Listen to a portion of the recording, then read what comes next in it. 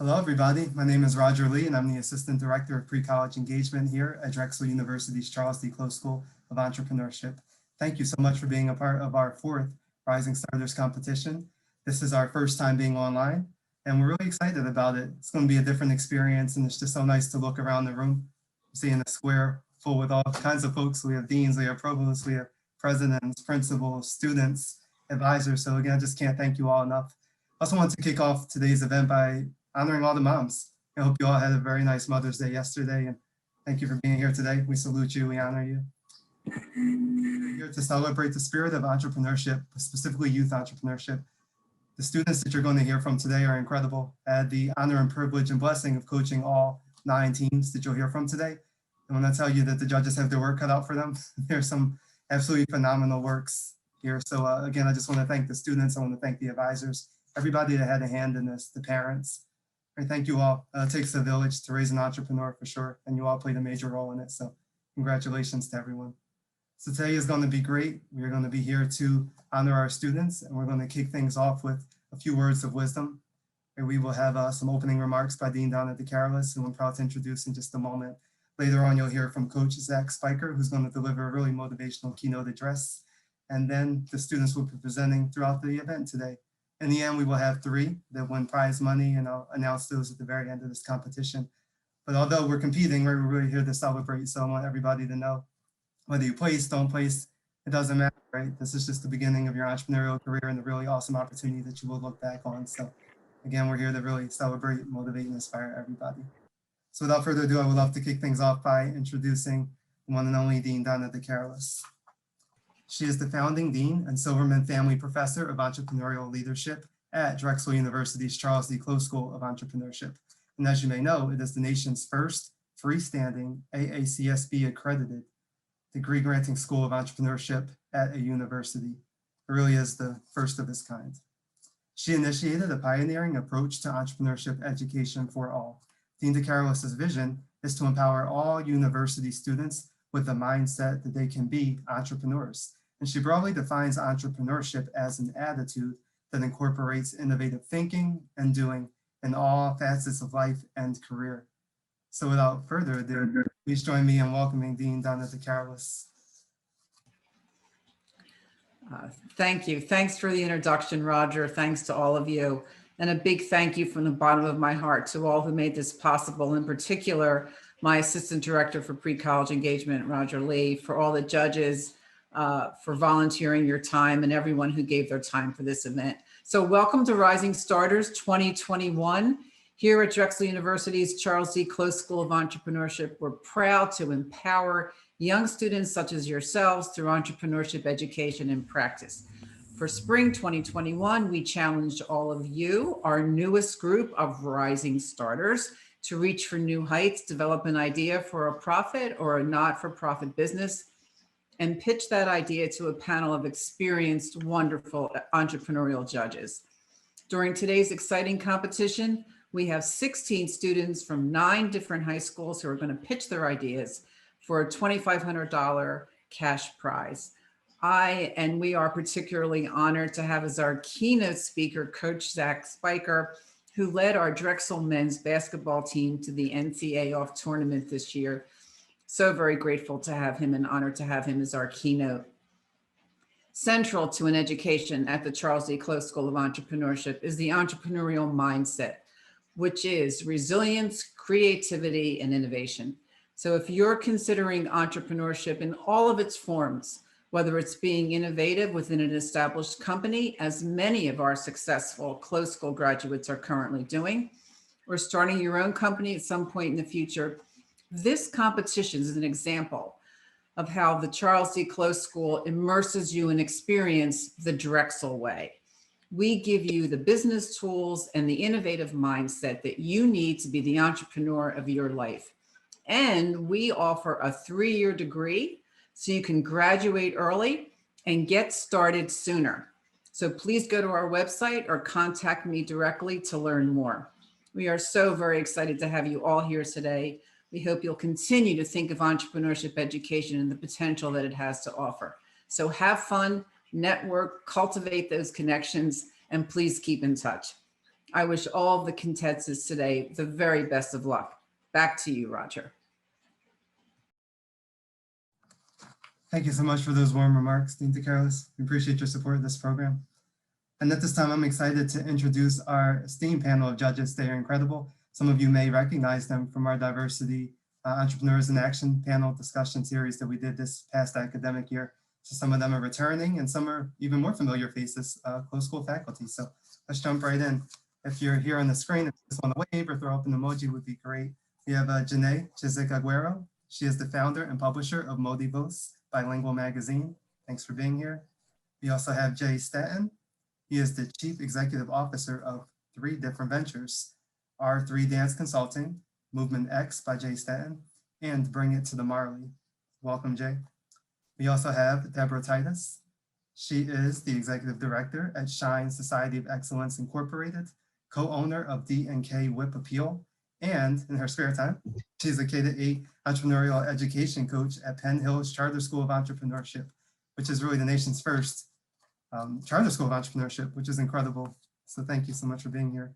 We also have Patrick McAndrew. He is a podcast producer at Relate Podcast Productions and actor. And he's also a professional actor and musician. So welcome, Patrick. We also have Val Gay.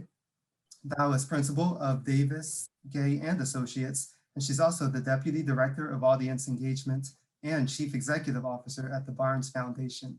Welcome back. And last but certainly not least, we have Damian Salas. He is the Associate Dean of Academic Partnerships and an Assistant Teaching Professor at Drexel University's Charles D. Close School of Entrepreneurship. So again, thank you all, a wonderful group of 6 judges.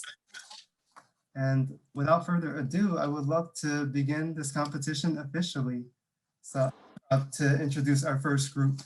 This is Swift, and Swift is being presented by Rishab and Mihat, and they are representing South Brunswick High School. So again, thank you for being here today. I'll start sharing my screen. Yes, I'm gonna make you a co-host and have you share your screen. All right. There you go. Great, and again, every presenter will have 5 minutes to make their pitch, and then there will be 3 minutes for interaction with the judges. So I'll call on 1 or 2 judges to ask questions or make comments during that 3-minute period, and then we'll move on to the next presenter. Again, audience, we wish there was more time for you to leave verbal comments, but please feel free to cheer on every presenter in the chat. We're monitoring it and we appreciate that kind of support. So without further ado, Swift. Good afternoon, respected judges, teachers, and my fellow teams. My name is Rishabh Sinha. And my name is Mahat Mehta. And we're from South Brunswick High School, and we're excited to be here today to present what we believe to be the future of online shopping, Swift. Our main mission is to revolutionize delivery speeds, and our platform enables people to receive packages within minutes. Now, what problem are we trying to solve? Well, it is globally known that existing online shopping systems aren't perfect, with logistical problems like missed deliveries, late deliveries, and expensive deliveries. Delivery systems have a long way to go before they are truly comparable to physical shopping. We have corroborated some statistics to illustrate this more analytically.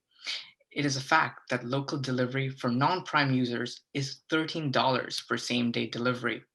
The solution to such a problem lies in the development of a system that optimizes the distance a delivery agent has to travel between a source and a destination.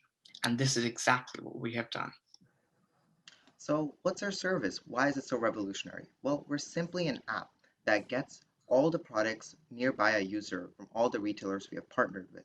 And when a user finds a product they want to purchase, they simply click purchase and a Swift delivery agent near them picks up the product and delivers it straight to the user's house.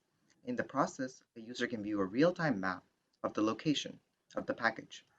And once the product reaches their doorstep, they can simply confirm the order and that it's been received.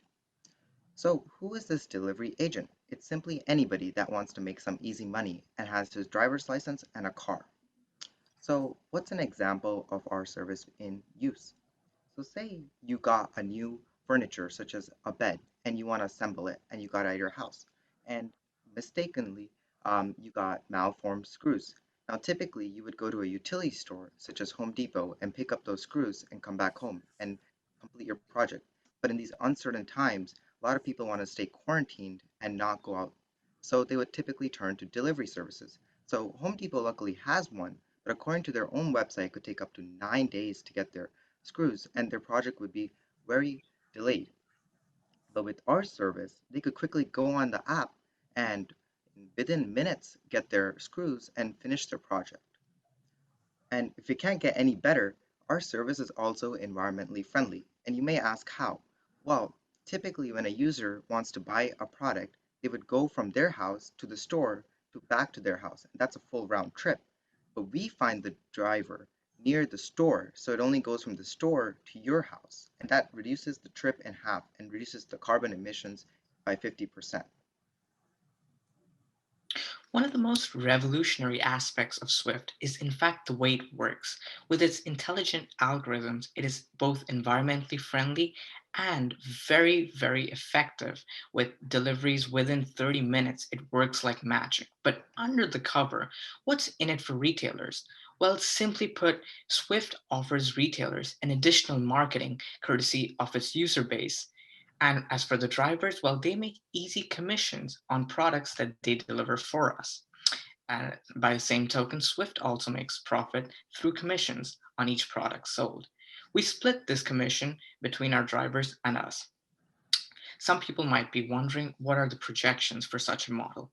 Well, based on market research, we have come up with a modest estimate of $400,000 in gross revenue in the first 2 years, with exponential growth in the future. So what's our managerial strategy? Well, initially, our team will consist mainly of drivers, as the more drivers we have, the more efficient our service is. Say, when a user purchases something, the more drivers there are near the item they purchase, the quicker they're going to get their product. Now, as we expand and our user base increases, we will need to acquire more professionals, as that will be needed to build our infrastructure and scale.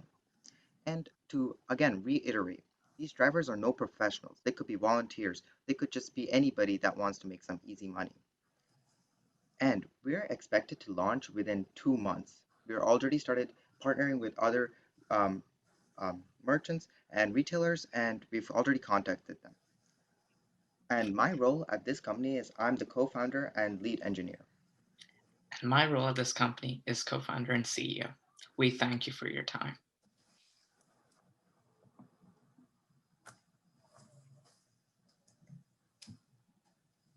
Wonderful presentation. So I would love to have a judge ask a question. We have enough time for two. I have a question. Hey, so can you tell us a little bit more about, have you built like an MVP or a prototype to kind of show how Swift works? Are you in the developmental stages of the app looking for investment for that, or kind of what's that process right now? Yeah, so far what we've done is we've created a website, an informative website where people could sign up and drivers can sign up to start building our user base and connecting everybody. And we're also in the development process of our app. As Rishabh and me both are software developers, we can easily bring this product to market. And we're already in the process of partnering with others and making the app. As for the timeline for that, it's approximately 1 or 2 months before we launch. Great, thank you. I had a question. How do you plan to streamline between the different retailers with regard to access of information of where the products can be found? Well, Swift uses an advanced algorithm to find which product is most efficient for a customer. So if there are multiple products in the vicinity, it finds which product can be delivered the fastest and which product is the cheapest as well. And it uses that to index products in a list, and it provides you the best product all around as the top, and it goes down that way. So my question is, first of all, great job. My question to you is how, and please forgive me if I missed this, how does the end user customer actually find out about you? So that's a great question. We use our partners as an additional marketing partner as well, because we provide them with our user base and they in turn market us as well to their conventional customers. We plan to use pay-per-click advertisements and social media advertisements to get the word out even further. Thank you. This is incredible. Well, thank you, team number one.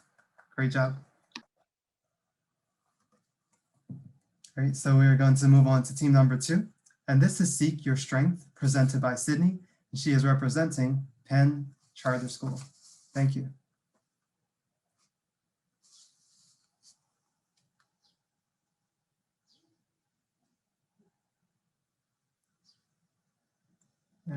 Hi, sorry, I'm just trying to figure out. It's not letting me share my screen. I'm not sure why. No problem. We will figure it out for you. Is it? Hold on. We're Sorry. going to make you a co-host to see if this works. Sydney?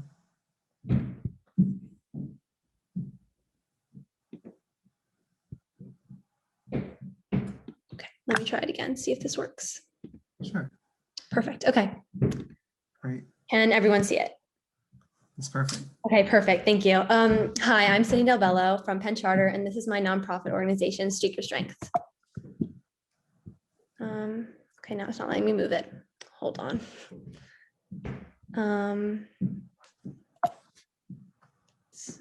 Okay, this is odd. I'm not sure why this is happening. No worries. I'm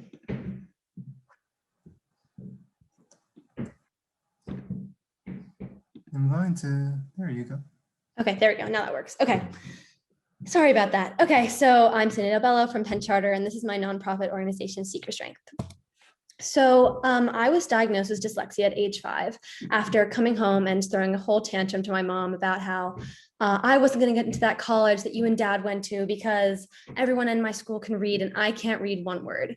Luckily for me, my mom worked in education and saw this as a red flag and then was able to get me tested and diagnosed at a young age, where I was able to then work with tutors. And on the right, you see me, this is me in Academy and Manny Young Summer School, which I was attended for 6 years to make sure that I could get up to my grade level with reading and writing. And throughout this whole process, I was able to find math as an outlet for possible confidence. And it became something that I identified with, which was much more positive, and it was much more fun than working, than all the work that I was doing surrounding reading. So doing some research, I found there were a lot of studies connecting low self-esteem in students with learning disabilities. And this is because learning differences, children with learning disabilities are often stigmatized and associated with failure, which lowers their self-esteem. So thinking about my story in this quote, I had an idea. What if kids could have an opportunity to gain confidence like I did? Most of the work that these kids are doing is working through their struggles and subjects that don't come easily to them. So by providing a way for them to spend time in exploring these other activities that are more enjoyable for them, it will help boost their confidence. So thinking about these ideas, I knew I needed to do some research. I had questions like, what is needed to make this work? Are there already programs like this out there? What should I know going into this? So I wanted to speak with some specialists in my community, such as the ones listed on the right. And specifically, I worked with Karen Campbell, Penn Charter's upper school learning specialist. What I learned throughout this is that my experience is limited. As a student who has developed my own mechanisms with dyslexia, I understand that everyone's different, and there are specialists who support families and students much better than I could. Going into that, there are already so many opportunities for students with learning differences to work on their struggles with their professionals. But what there isn't are many opportunities for children to discover and develop their skills in other aspects of schools. In meeting with Karen Campbell, I realized that working with kids from ranges of ages like 6 to 9, they're not making these decisions as what they do with their time on their own. So I would be marketing myself as a result of what these programs can do to the parents. So this is where Seek Your Strength comes in. Seek Your Strength is a nonprofit service provider that partners with community organizations to provide educational programming for neurodiverse students to discover new sources of self-confidence. An example service of what this could look like is, after partnering with an organization to identify the best days and times for families, I would arrive at the organization and set up my materials to facilitate a 1-hour education session. 1 hour is what a potential partner of the Kroc Center has claimed to be the best time for their work with families. After starting with 10 minutes icebreakers and directions, and then 3 separate different themed learning activities, I would end with a 10-minute reflection. This reflection period time is very important because it opens up the floor for students to talk about what they enjoyed from the session, what they didn't, really opening up the floor for constructive criticism. My managerial strategy would be behind the scenes. It's solely pretty much just me, as well as some helps from Quake Makers, Penn Charter's Entrepreneurship Club, as well as other Penn Charter connections such as Karen Campbell. While hands-on in the beginning, I plan to start small. Restrictions regarding COVID would make sure that I wouldn't be able to work with more than 5 to 7 kids. So I would really just work with me. But later on, I would seek volunteers through clubs like Quake Makers, Women in Business, a neurodiverse read aloud that I participated in the fall, as well as any additional friends who may be interested. So why a nonprofit? I feel that Seek Your Strength would have the greatest impact as a nonprofit organization because I recognize that my family was able to afford all of the services that I needed, but I don't want anyone's access to this to be limited. Our sustainability model varies depending on the partner organization that we would be working with. It would either charge a larger sum to the organization that I would be providing the service towards, or individual fees per child. What's next? This summer, I'm planning to pilot 2 sessions, one during Penn Charter Summer Camp Partnership, as well as a Kroc Center education program. After that, I'd hope to reach out to some other potential partners, such as the Philadelphia Free Library and Treehouse Books. And a final step would be possibly reaching out to local tutors to figure out if I could plan some more advanced curriculums or strategies around it, which may lead in cost, which is hence where the profit from this program may come in. Thank you so much for your time. If you have any questions, please feel free to reach out. My email is listed below. Thank you.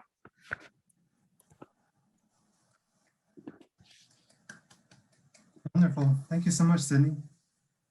Thank you. Great. So we have a few moments for some judge questions, comments, feedback. Hey, Sydney. Well done. Congratulations. Great job on the presentation. I love the idea. Can you talk to us a little bit more about how, I know you mentioned not-for-profit, you're going to make some money somewhere. Can you talk a little bit more about how that would work and how do you see that that coming in? Such as like how I would bring in profits? Or revenue. Revenue, okay. Well, I think that it would mostly be sort of as I stated about how depending on the partnership, I think that I'm really focusing on making sure that this program is mendable depending on who you're working with. So for example, if I were to work with Penn Charter, I would sort of have individual fees per child. That would be pretty low because considering the materials that I have, like I have a session that I have with what each activity would be for each section that I have already budgeted out with like what household items would be needed. And it is pretty inexpensive. So there wouldn't be much of a need, but I would think that in that case, I would just do individual fees. Thank you. A question for you. Hi, Sydney. Hi. So what would you say is kind of your screening process for individuals when you're doing intakes? Like, what's your ratio? So you're saying, starting this incredible nonprofit on your own, which is very admirable. I just want to kind of think about your screening process. Are there specific, students that you're looking to work with, the age range, and kind of like what's the criteria that they would need to kind of be involved in your program? What are you looking for specifically?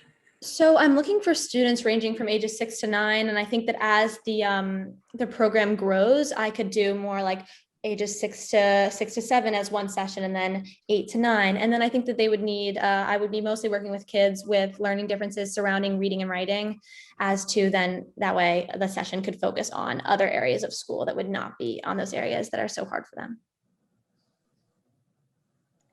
Have you given some thought to who you would ask kind of from a strategic perspective to be on your board?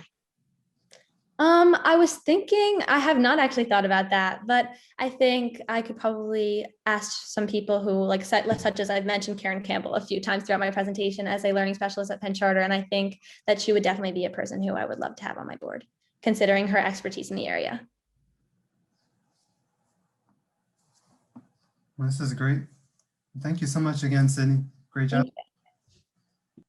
So our third group today, we have Inventors Adventure, tongue twister. And this is Anshika, Max, Anjali, and Gursarat, and they are representing Junior Achievement of Southeastern Pennsylvania's company program.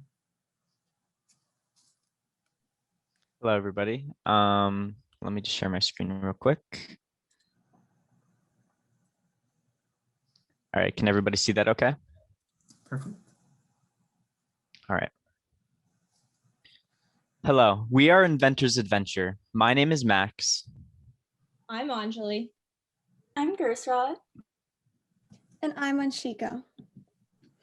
The problem that we found in our community was that young students are missing the experience of learning with real, tangible projects and experiments to inspire them to innovate and solve problems. Research has found that children in 65% of households are learning exclusively online. What out there could possibly cure a child's boredom, as well as provide a fun learning opportunity that does not require the use of an electronic device? Well, imagine you're a child. You're stuck at home and all of your friends are in quarantine. Suddenly, robots are taking over our planet and you need to save the human race. The cure is on Mars, but how do you get there? All you are given is a single balloon. Using your imagination, you make a balloon rocket and launch yourself into a space adventure. Our mission at Inventors Adventure is to promote innovation and problem solving among young children through engaging stories and activities. We achieve this mission with our product Science Adventure. Based on our market research, we found our target market to be parents and teachers of 6 to 14-year-old children. And in order to differentiate ourselves against our competitors, such as KiwiCo, we need our products to be more than just a single experiment in a box. Not only does our kit include most materials to complete 5 experiments, but through our one-of-a-kind storybook, we take the child on a round-trip space adventure from Earth to Mars.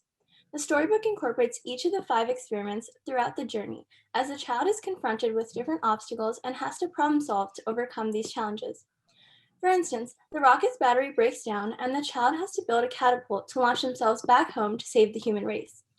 From our sales, we found that these experiments, along with our additional brain games, do allow us to fully achieve our mission of teaching young children to be innovative while still having a fun and engaging learning experience.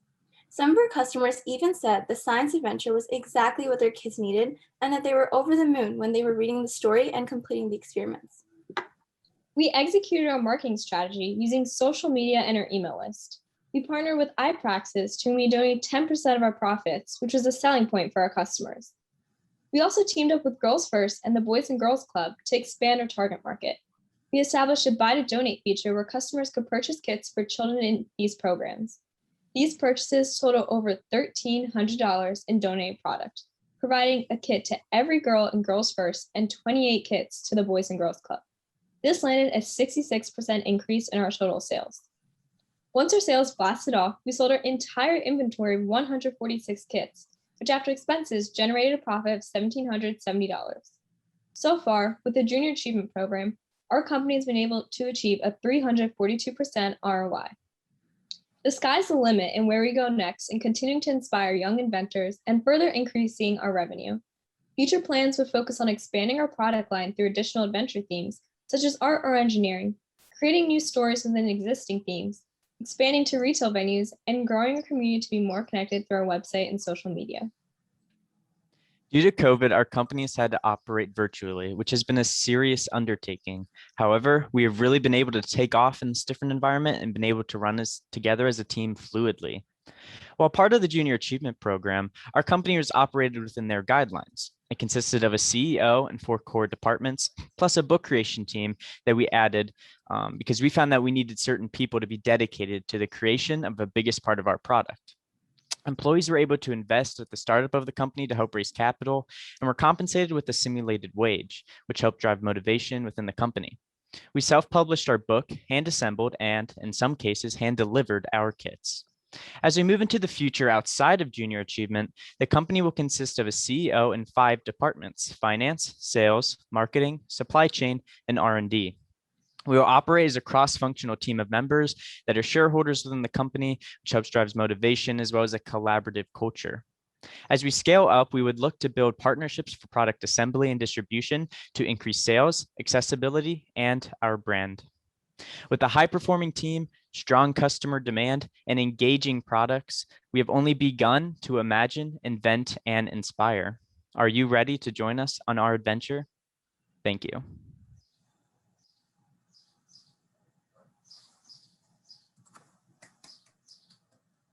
Thank you so much. It's team number 3, so judges, feel free to weigh in. Yeah, great job. I had a question about the revenue versus profits. Did the profits, that was like 50% profit. It's pretty good. Did that include wages? Were they included in that? Yes. Yes, you got it, Anjali. Yeah, they are. Yes, and also clarify as well to add on to what you were saying, since in the junior achievement program, wages are a little differently. So they're more for simulation purposes. So they were like 10 cents a meeting, which obviously greatly reduced our overhead and wouldn't be reasonable for, applying it to real life after the junior achievement program. So to give you a little bit more detail on how that worked, that was how that worked. Thank you. So Max, that's actually a great point. Thank you for clarifying that. But so I wonder, after junior achievement, have you guys thought about how to factor in more real life salaries and wages? Of course, yeah. So as we take it on past the junior achievement program, since a part of the junior achievement program, we actually liquidate the business and distribute our money to our shareholders. But as part of kind of, I guess, restarting this business as we take it on, it's going to be a smaller team. And since we haven't yet quite raised all the capital needed, it's most likely employees are going to be compensated with equity within the business, kind of reasonable to, I guess, their level of work as well as their time frame within the business. So that would be agreed upon during that process. And then as we increase our revenue and our profits and things like that, we can obviously then increase our overhead by having real wages for our employees as well as getting more employees. Love it. Guys, so I'm just like blown away. I love the aesthetics, the presentation was very clean. Question about so you have that MVP right there. So your minimum viable product. So what I want to know is how did you all acquire the materials to get in the kit, and have you considered using junior achievement to help and be that hub to get those donations from them outside of here and to continue to, instead of this a simulation purpose, but maybe even work and branch out with larger organizations like schools and see if they can partner with junior achievement on that respect. Because this is, a huge undertaking. So, and I think it's definitely something that's very viable to do. So where were you all able to get those materials?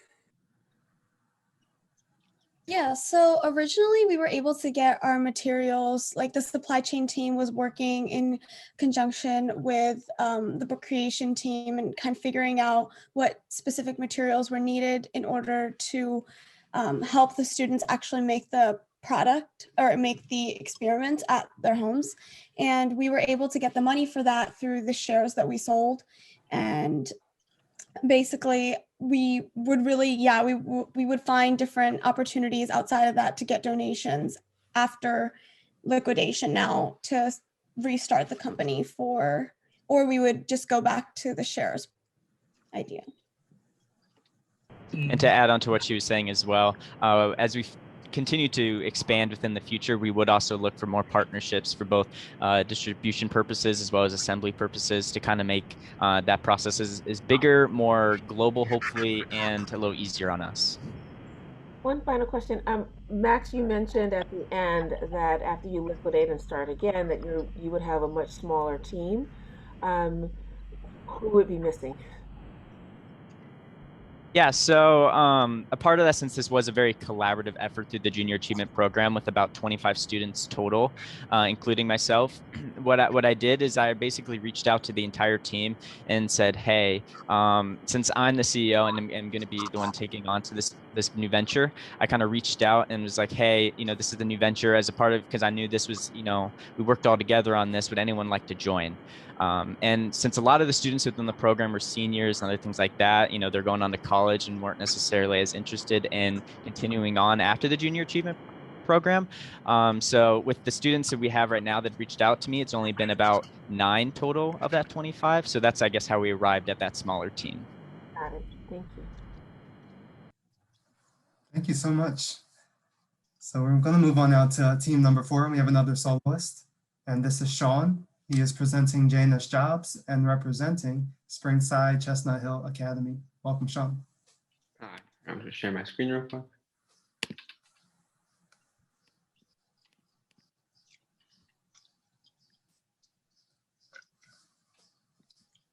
Good afternoon. My name is Sean Gandaya. I'm a junior at Springside Chestnut Hill Academy in Philadelphia, and I'm the founder of Janus Jobs, the premier resource for teens to find their first job. For these next 5 minutes, I'm going to explain the importance of teen employment, as well as why what I'm providing is truly unique in the marketplace. To begin, I would like each of you to reflect on how did you actually find your first job. Odds are, if you're anything like the hundreds of teens I interviewed, you most likely found your job through a personal connection. And why? Because every job requires experience. Personally, over the summer when I was trying to find my job, I was looking at all the big job sites like Indeed, ZipRecruiter, LinkedIn, and none of these websites actually had jobs that would fit me, and they all required experience or at least a high school diploma. So at the end of the day, I found my job through a personal connection. The problem is mass teen unemployment.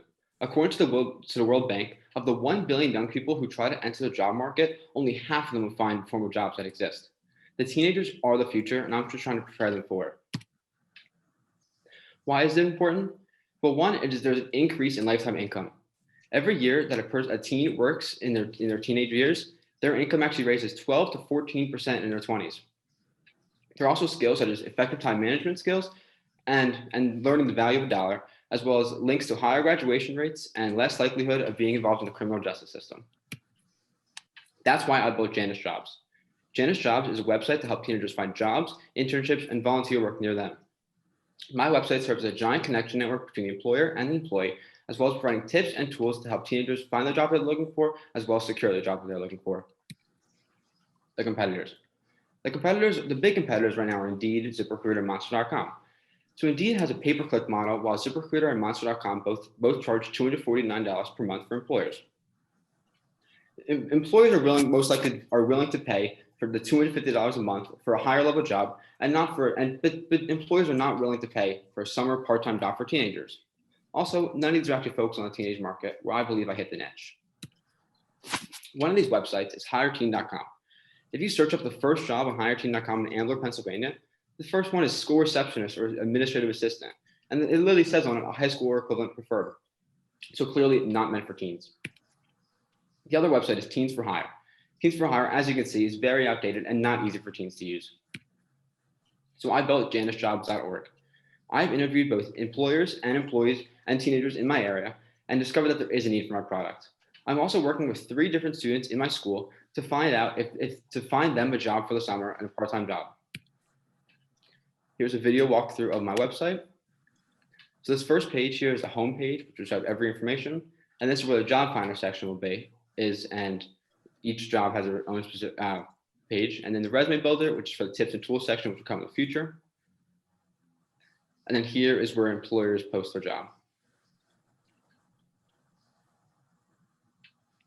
So like I said on the previous slide, I've interviewed both teenagers and employers to see that there is a need. There's no place to find local jobs for teens, and all of my interviews prove that. I've also worked with local makerspaces and incubators in my area, such as Indy Hall and Industrious of Philadelphia, and work with the members there to see if they have a need for teenage labor. And the answer is yes. They all said that they have a need for teenage labor and that they're willing to work with me. So my financial model. It is first free for all job seekers and students. And then for employers, it starts at $10 a month for a job post. So as you heard from the earlier slides, it is much less costly than alternatives. And then also for the sponsored section, which is $50 a month, the job listing will appear on the top of the site, just like Google ads, how it appears on the top and receives more clicks. And also banner ads will appear in the future. I'm working with a team of great advisors who have helped me make this possible. I've worked closely with Ed Glassman and Paris Gramman as teachers, mentors, and advisors to me. And then Oliver Moscow as my technical advisor, and then Joey Poole and Laura Cortez as my job advisors who have helped me make the website as user-friendly as possible. Then as you can see under me are website developer positions and teen recruiters. I plan on expanding my network as time goes on and my network gets bigger. A quote by Franklin Delano Roosevelt is, "We cannot always build the future for our youth, but we can build our youth for the future." Thank you. And if you'd like to scan my website, there's a QR code up there.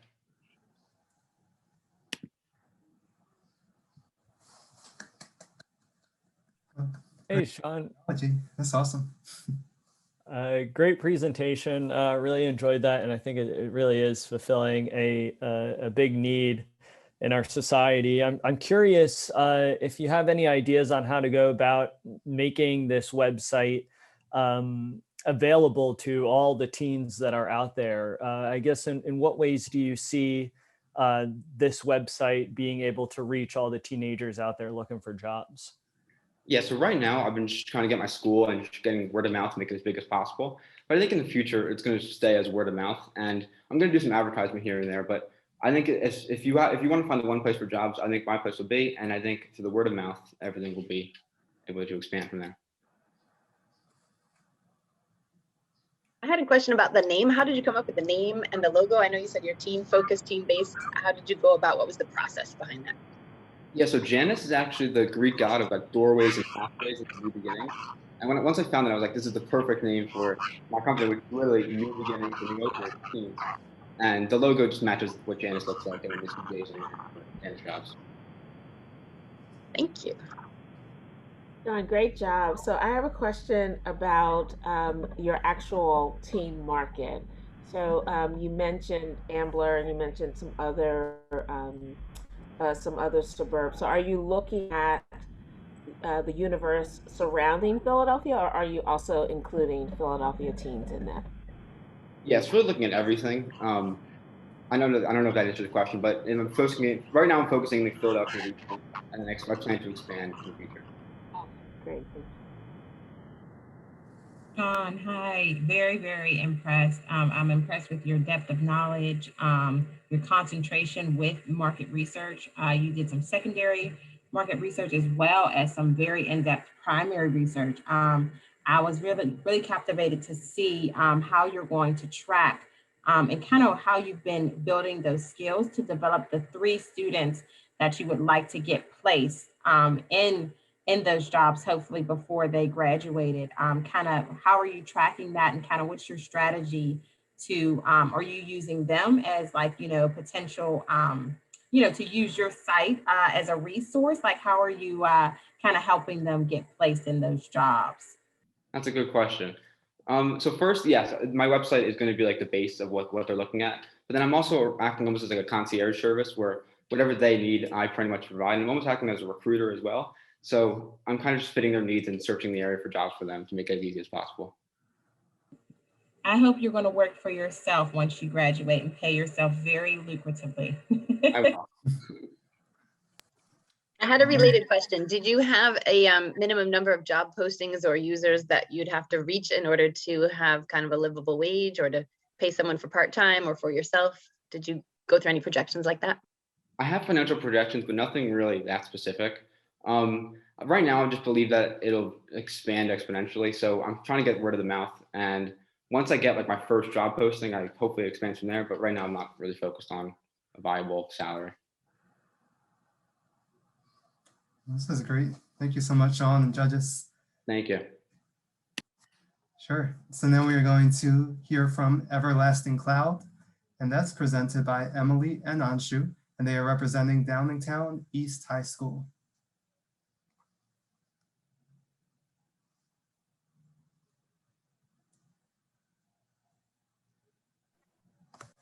Hi everyone, can everyone see my screen? Yes.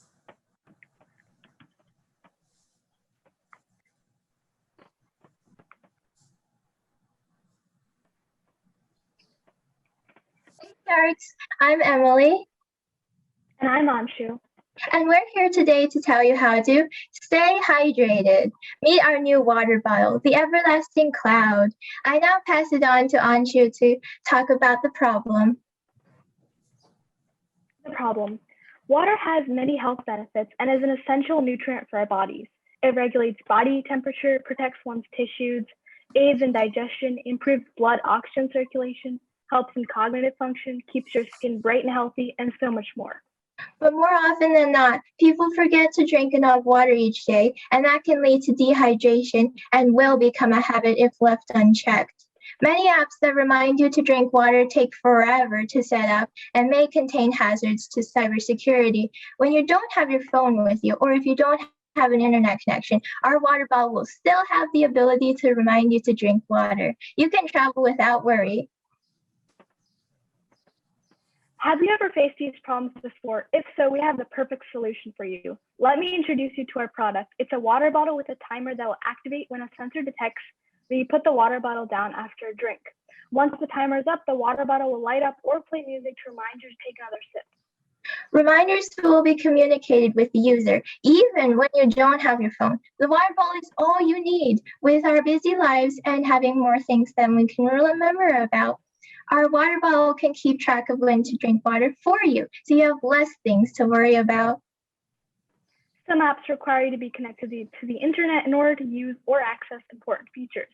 This issue also arises when the app crashes or isn't working properly, or when there's a power outage. Some apps are hard to understand, hard to use, and what's worse is that sometimes they don't even end up helping you at all.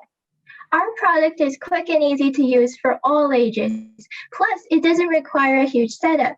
It takes out the need to manually set a timer again and again. All you have to do is scan the QR code on the bottle, then answer a few questions that take less than a minute to answer. The app via Bluetooth will automatically set its timer based on your needs, according to your age, weight, and intensity of physical activity. The bottle is made from plastic-free BPA materials that are simply better for your health and the environment. Best of all, it comes in a variety of different designs to customize. The monetization strategy. Now we will explain how we will generate $40K in revenue.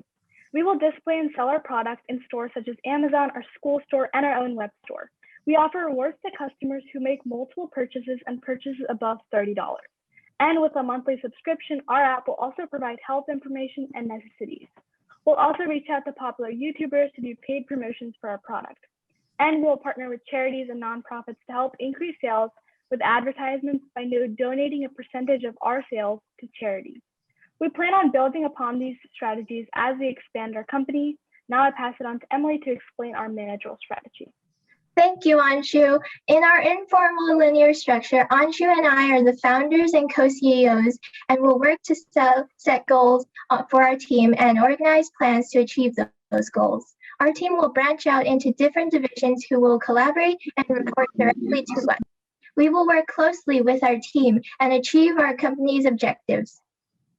Our team will reach out to partners and coordinate supply management, sell our product at our school store, spread the word on social media outlets such as our school's Instagram page, issue advertisements such as with Google Ads, and track our gains and losses to quickly modify our strategies to better adapt to changes in the market.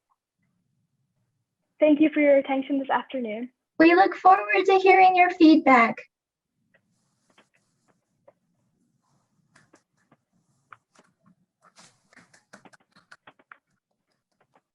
Thank you so much. And judges, feel free to weigh in.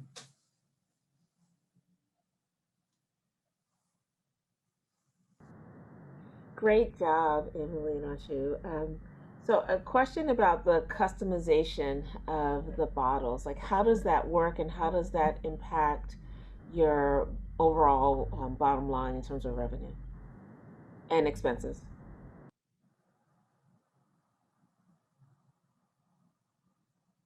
So our designs are like encouraged to, are used to like encourage people to hydrate more often. Like it will make it more fun and interesting for them to hydrate, and it will be less of a chore for them. And we plan on when we expand our business, we plan on like adding designs that are more accessible for people with other like health complications. Great job on the presentation. Really good, really polished, really great presentation. And Roger, you're correct. This is going to be really difficult to judge this. An amazing presentation so far. Congratulations again. This is really good. Have you guys thought about potential partnerships on with this water bottle? If it's not-for-profit organizations or for-profit organizations, and what would that look like? Who would be your ideal partner if that was the case? Yeah, that's a great question. So we were thinking of partnering with nonprofit charities, and one of them would be generosities.org, which is an organization that tries to end clean water crisis, and as well as like YouTubers who can do us like paid promotions. So those would really be our two main sources to get that word out. Thank you. I might have missed it, but what was the price model? What was the cost of the water bottles? I saw the 40,000 in revenue, but how much does it cost to do this? Each water bottle should be like around $25 to $40 price range. Question. Great job. Great job. I'm curious, have you all thought of a prototype or how this will, because I'm playing around with the technology and with Bluetooth integration, you know, how some of those water bottles, they have the 1 gallon and then you go down, oh, you're doing good, right? Like, and I love having that. Is that something like, how do you envision that looking? Like, is it, of course, the technology is going to be on the outside of the bottle, but how do you kind of foresee that actually looking? Like in your mind, how do you picture that looking? So for one thing, we wanted to have a light ring kind of at the top of the bottle that'll essentially like light up to remind you to drink water. And we were thinking that, like you said, with the little marks with the water, we also wanted to include that with the bottle, but it'll be kind of made of stainless steel, but have those lines, maybe in like a darker grayish color. And obviously it'll come in different types of colors. Also, one thing to add, we had like a perspective drawing in our presentation of like what we want one of our prototype designs to be like. Do you think, should we show it? That would be awesome.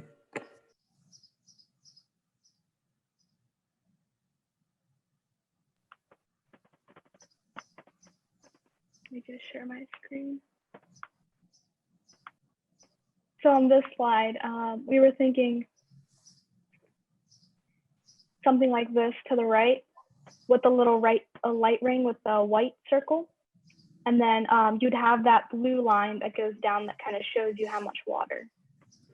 Great, great, love it. Thanks for explaining that. Awesome, awesome. Great. Thank you so much, Ansha and Emily. We really appreciate it. And next up, we have another soloist. Yeah, we have Jackson, and Jackson is presenting J Corp, and Jackson is representing AIM Academy. So welcome to the stage. Yes, many thanks. All right, can everyone see my screen? Yes. All right, I'm Jackson Studner. I'm representing AIM Academy, and my pitch is the NFC badge system. Now, it should be noted before I start, this project is still in the prototype phase, so a lot of things are, despite my research, a lot of them are still up to change. So please keep that in mind as we proceed.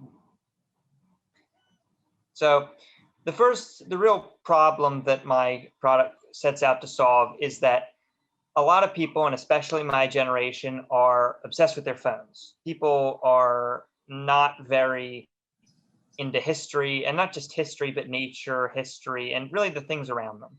And I am a very outdoorsy person, and I just wanted to try and solve this. So the real idea here was to get people to look up from their phones. So this was my solution. These are a very simple, easy to produce NFC badge.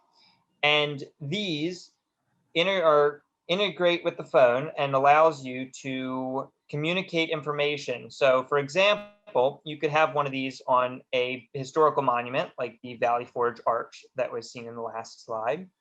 And one of these badges would be mounted onto the side of that structure. And when someone comes in proximity to one, for example, with my phone here, if you were to come into proximity to the badge, it would immediately bring up the information that the consumer provided. It is a very simple system. It works with most modern phones. And I feel that if people had immediate, easy access to information, they'd be much more likely to learn from it. And this system could be integrated into anything. They're very easy to work with. Anyone can program and write these. And then once you're satisfied with where it takes you, the information, it can be locked so that an outside source cannot change it. Now, the monetization strategy is pretty simple. These are extremely simple and easy to produce. They cost about 70 cents per unit, and they're made out of a PLA biodegradable plastic, and there's a coat. It's safe for nature was the idea, but they are coated so in the long term they won't, fall off of your building. I'm planning to sell them at about $3 a unit, but they'll be sold in bundles where the consumer can buy them and install them themselves. And I plan to offer bulk discounts if you plan to install them in a park and mark up, as you saw in my example, I had a tree marked up there. At present, I can produce about 30 a day with just my current setup. And the best part about them, I think, is the design, the emblem. These ones are actually made for the Boy Scouts, which is where I'm doing my current prototype as an Eagle project. The big idea with these is whatever the consumer wants to be on here, if they want their logo, they can have it on there. It's very customizable and it's very easily customizable. It doesn't require any extra cost or time put into it. And it's very simple to do. Now, the managerial strategy, it's really just me working on this at the moment. And as strange as that sounds, producing tons of these a day, I have really automated the whole system. I'm big on computers and 3D printing, and I spent the time and set it up where I can produce these all autonomously. In the future, I may look into hiring a designer to help with, take off the load from designing the covers based on the user specifications. But for the moment, it's been very manageable. And that's really it. There's not too much to it. In the future, I may look to expand in, some more machines. As I said, right now, I can produce a considerable amount more than I need, but if the product did take off, I intend to increase with it. But that's my presentation. Open to questions.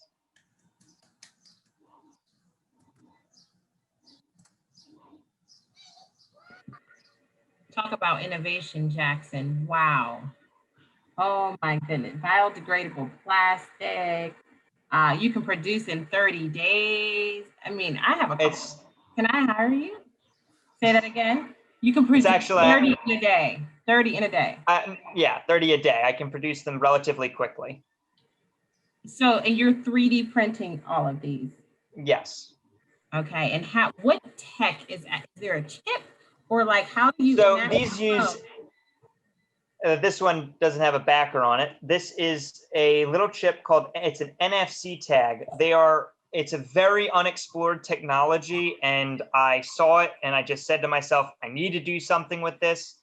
It is way too good and it's just blew my mind that no one had done this yet.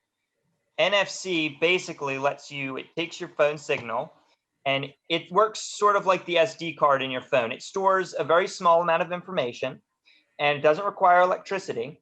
It doesn't require a power source, but when your phone gets in proximity to it, your phone's, the little antenna in the back provides signal to that chip and gives it the electricity it needs to give your phone the information. And NFC is near field communication. Yeah, at present, they use it in stuff like if you've ever seen Google Pay or where people are now starting to, touch your phone to pay, that's the same technology. This is just taking it a little bit further. Yeah. Have you considered other, not just historical landmarks, but say I want to know a little bit more about, the Teslas and how they are. You're going to put it under the car, I can walk by and be like, hey, learn more. It's true. I mean, I'm just saying, I have no questions. I'm just really curious about It is yes, it's a very expandable technology, and I have already looked into other potential uses for it. As I said, my Eagle project for Boy Scouts, I'm installing these in Chestnut Hill. If any of you are around there, because I live out near here, and it's very annoying.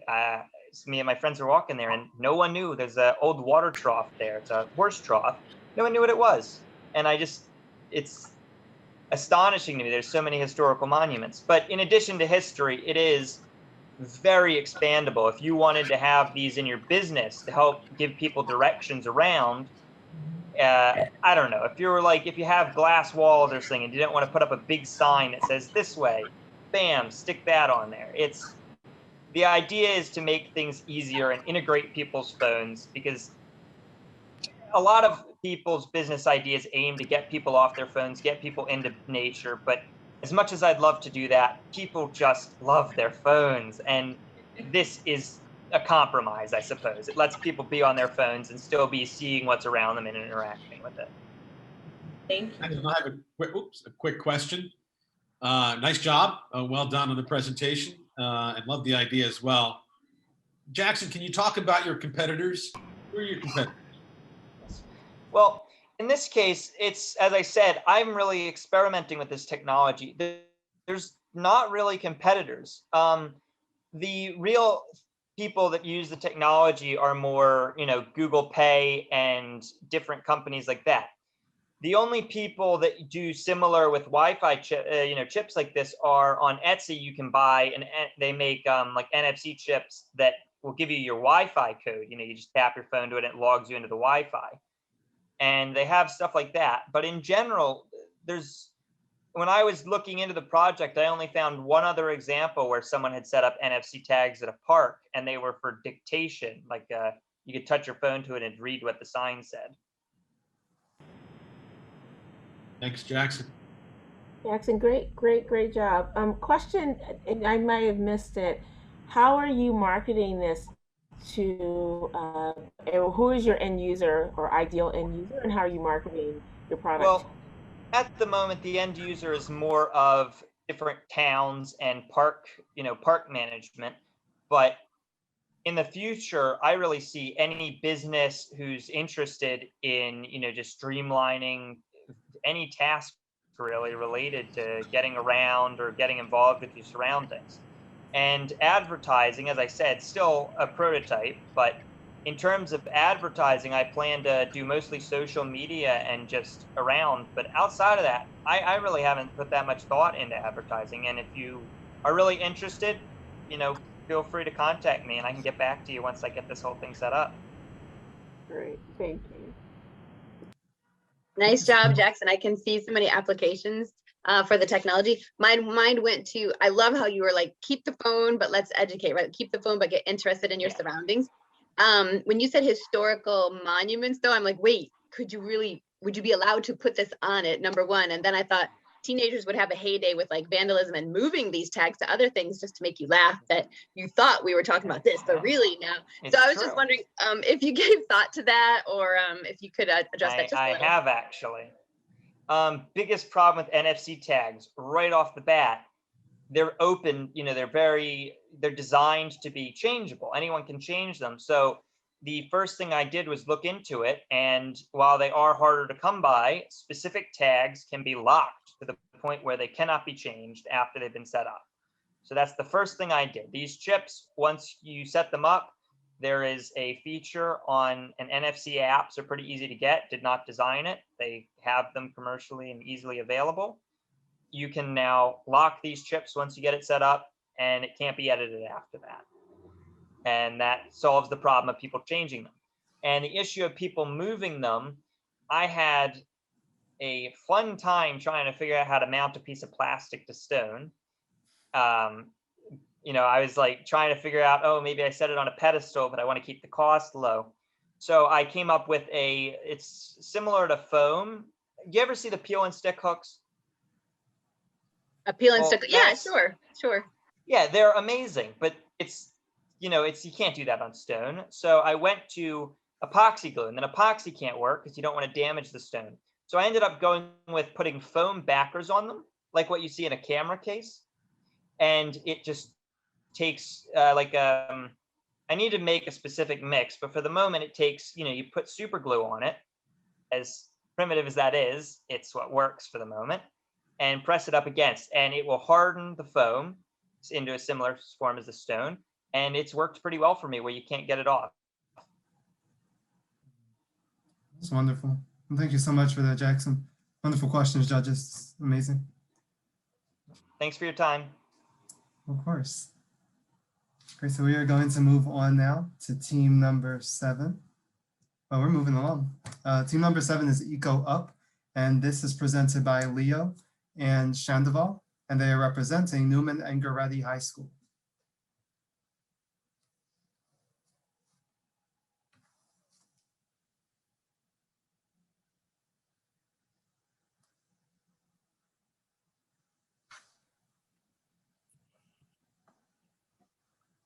Hello, can you see my screen?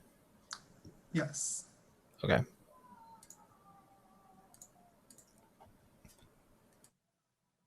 Hello, judges. Today, my partner Leonardo and I will be presenting something that we believe can change our world differently as representatives of Newman Goretti High School. Together, we present to you our pitch, Eco Up. All right, problem. We believe that there are 2 main problems that this startup can fix. The first being the sort of underlying problem that comes with recycled goods. We know that there are many people out there globally who are interested or know of like saving the environment, but they sort of just brush it off as like things that they just know, but they just avoid confronting the issue at all. We seek to solve the issue of people not using recycled goods and hope to push forward a sort of drive to get consumers and brands to go more eco-friendly. Our second problem basically goes in hand with the first in dealing with the amount of plastic pollution within our world. As we all may know, our environment as a whole is in need of help cleaning up, and we will try to solve this problem as by creating our own community and culture. One of our main goals is to ensure and secure the health of the environment as a whole. Our startup would seek to help lessen the amount of pollution, as we will talk about it in our next slide. Our startup, EcoUp, will be an online marketplace that allows its users to ask and bid for any type of recycled good that is available. It can range from a variety of things such as clothing, decorations, shoes, and even more. To go even further with what my partner said, this would also be a secondhand marketplace that will allow its users to sell their recycled goods.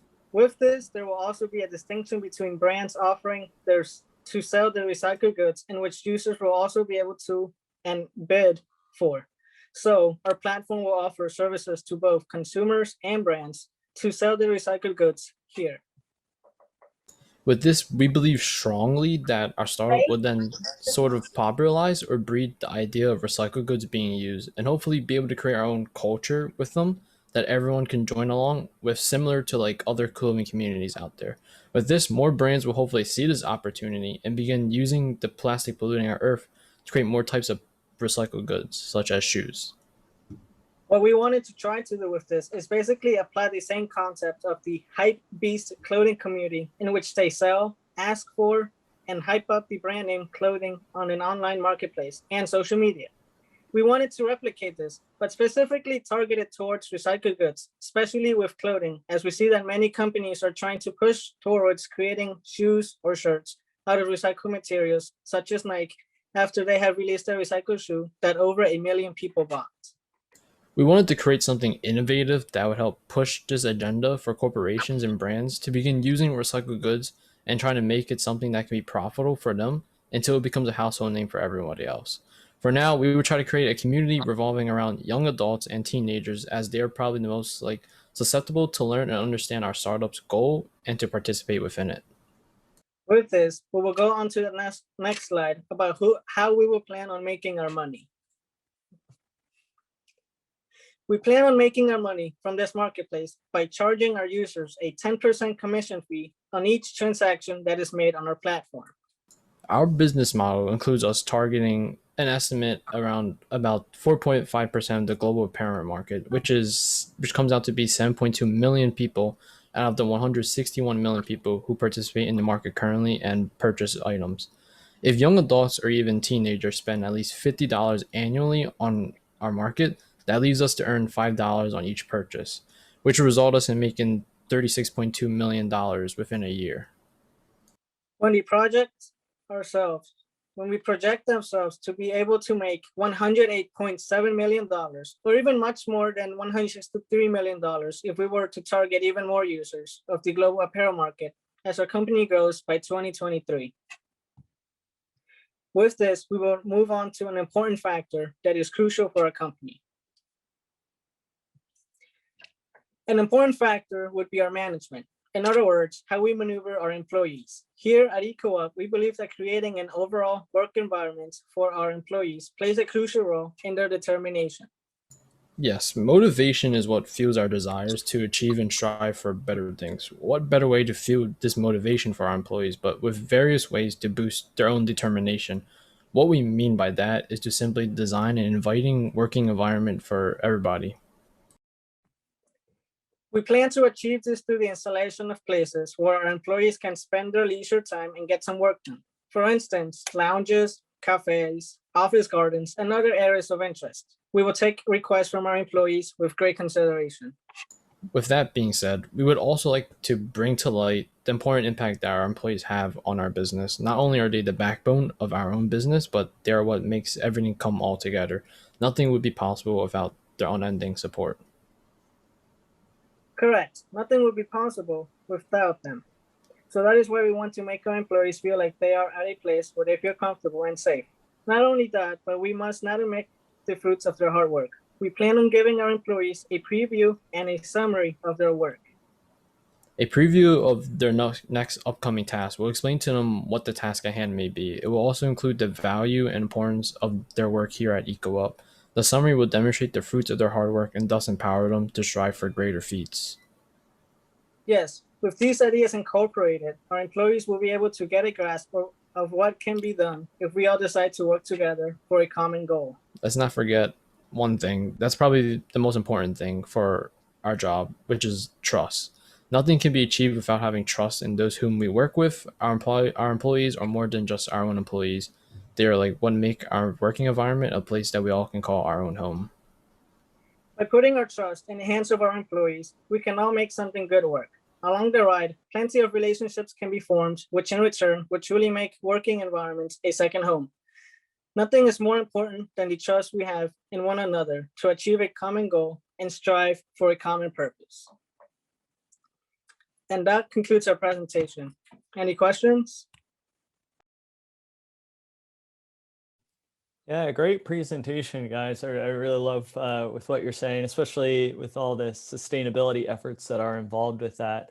And I'm wondering if you could speak to your competitors a lot, because I know that especially in the last few years, there's been a big push for sustainability, especially in the fashion industry. So I'm wondering if you could speak to that a little bit. Have you thought about your competitors?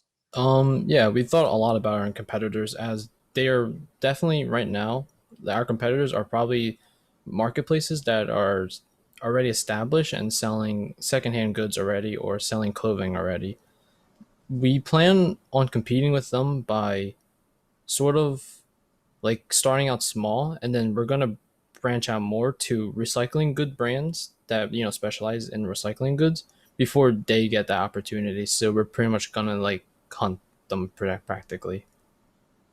Adding on to what my partner said, so adding on to what my partner Sandoval said, we have quite a bit of competition around, not only online marketplaces, but we also have like big brand corporations like IKEA, but they're more targeted towards furniture, and we plan on targeting clothing in general.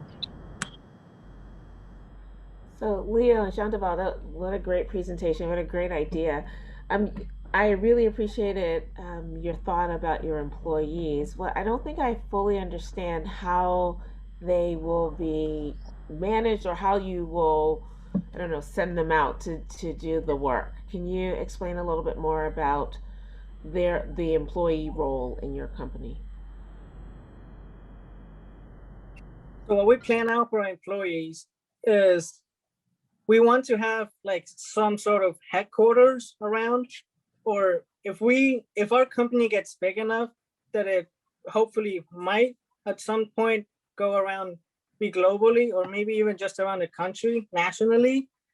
We plan on our employees maybe quite possibly working from home at the comfort of their home, or having offices installed somewhere around the areas. If that's the case, then yeah.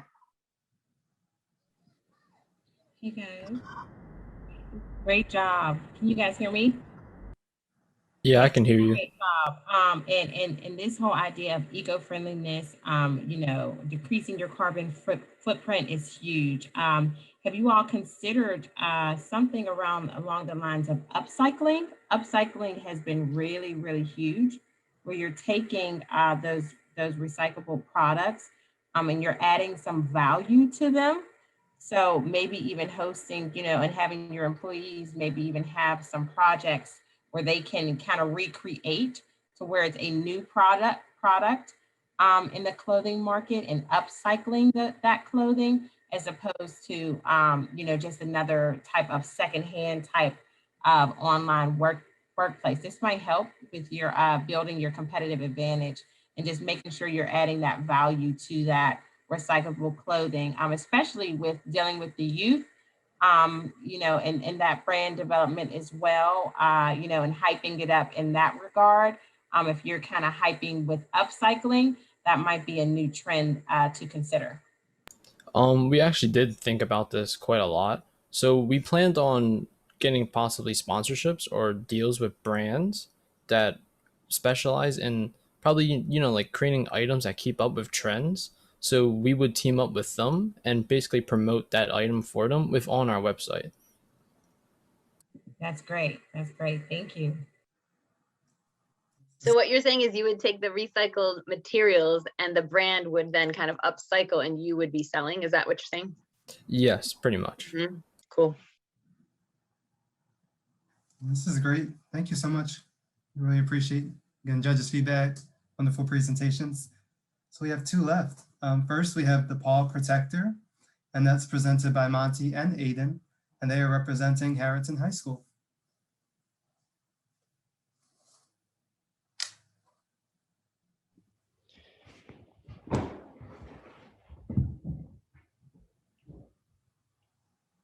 Hello, I'm Aiden Bednoff. And I'm Monty Grossman, and we are Pet Peas, the company that will change the pet industry for good.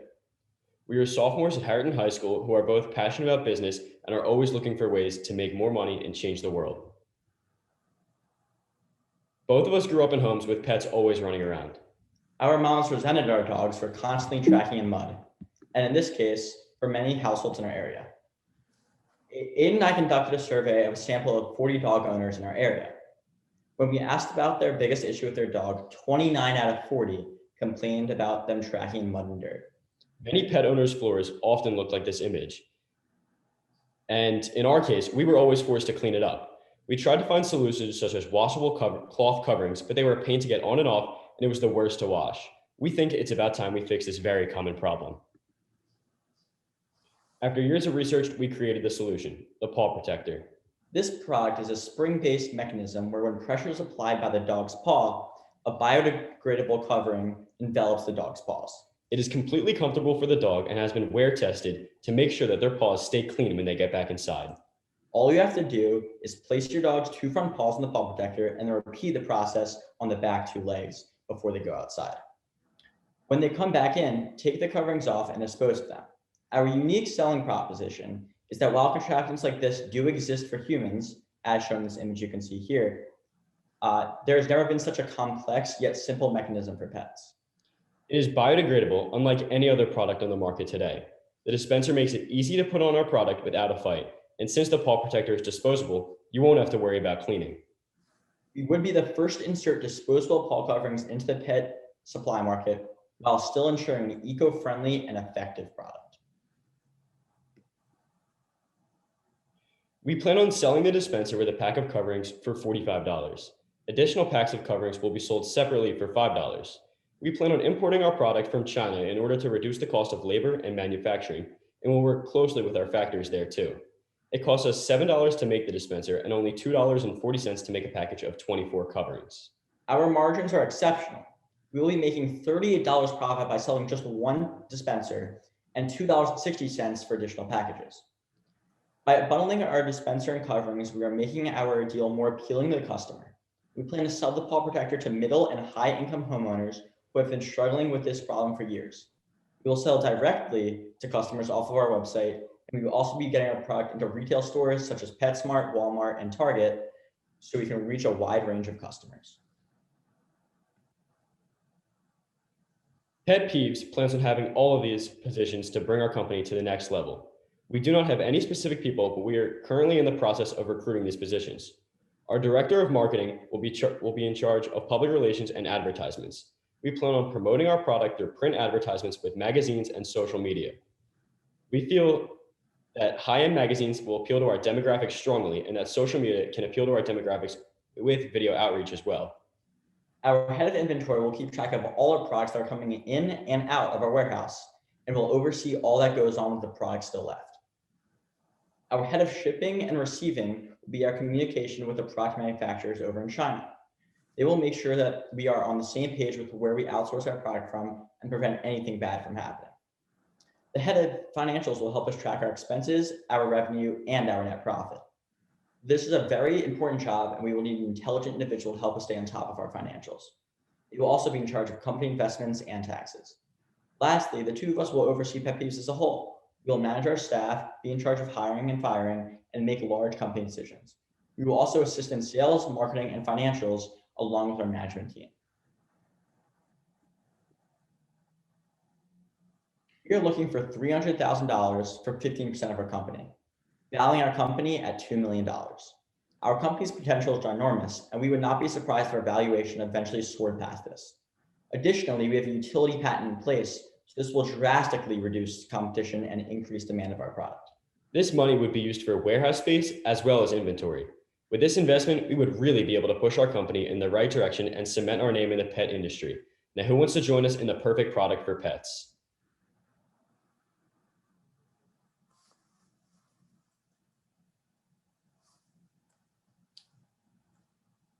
Yes, great job, guys. Really well done. Very professional. This is coming down to the wire here. But what I've learned through your presentation is that there are an automatic booties things for humans. I think I'm going to use that here for us, for our family. I have a pet, I have a dog, but I mean, I'm out there in the yard, in the wet yard as well. So that I just learned that. But no, really great presentation. And you mentioned these costs here, the margins that you just highlighted there. Any idea, excuse me, on how big the consumer pet market is? So yeah, well, we learned that 53% of US households own dogs, while only 35% own cats. So we definitely know that there is a large amount of dog owners in the US, so that's 53%. And we know there's tons of stores dedicated to PetSmart, Petco, and we feel like we just want to cement ourselves as a big name in this industry. There's definitely a huge market, especially in our area over here. So we know that we're not the only ones in our position, and that there are many others like us, especially since we conducted our survey as well. And to piggyback on what he said, we named our company Pet Peeves because in the future, we plan on expanding our company because 35% of people do own cats, and we plan on expanding that so we can also make a product for them. Wonderful. Thank you, guys. Great job, guys. I have a question, it's like logistical about the product itself. So what keeps the dogs from just ripping off the booties? So on the bottom, there's traction pad that keeps them when they run in the make sure that it stays on. And on the top, there's elastic around the bottom that will add over the There's some feedback. It's difficult to hear your answer. Yeah, can you try it again? Thank you. I thought it was just me. Thanks. You guys hear us now? Oh, that's better. Yes. So what I was saying is that there was traction in the bottom of the covers that when the dogs go outside Wait, I'm so sorry. It's happening again. All of a sudden, you were presenting, and now it's like you're in a tunnel. Yeah, I hear those. No, I think somebody may be unmuted. There you go. Perfect. So there's, I'll just say what I was saying again. There's traction on the bottom of the coverings so that when they run outside, that would get worn up rather than the physical covering, and then that's what would be used on the ground. And on the top of the covering, when you place your foot into the machine, the elastic on the physical covering will snap around the leg, and that so it would stay on. This also ensures that there won't be many sizing issues. So big dogs versus small dogs, they can all fit into this. And obviously for cats, which tend to be a small, we will, if they don't fit, we do plan on expanding in the future. I had the same question though, because I've seen animals kind of tear things off their bodies. They don't like those neck things. They don't like anything, right? So have you tested it? So we have, and it is very comfortable. In fact, we've already sold $50,000 worth of product online to local customers. So we know for a fact that this is a product that people have interest in, a product that works. We have prototyped, we've used our own dogs personally, and yeah, we know that this is something that will work in the future.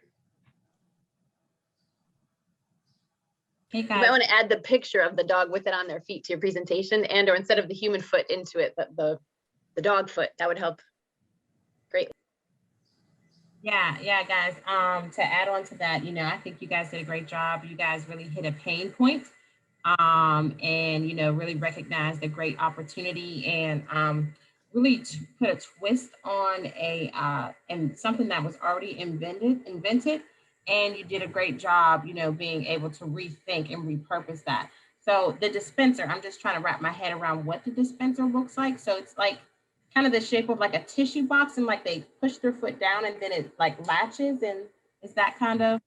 Yes, I will go back to, so as of now, this is the human version available. So what ours would look like is it would be wider, and it would have two paw things at the top. So you would take your dog's front two legs, place them in, and then you would place its back two legs in.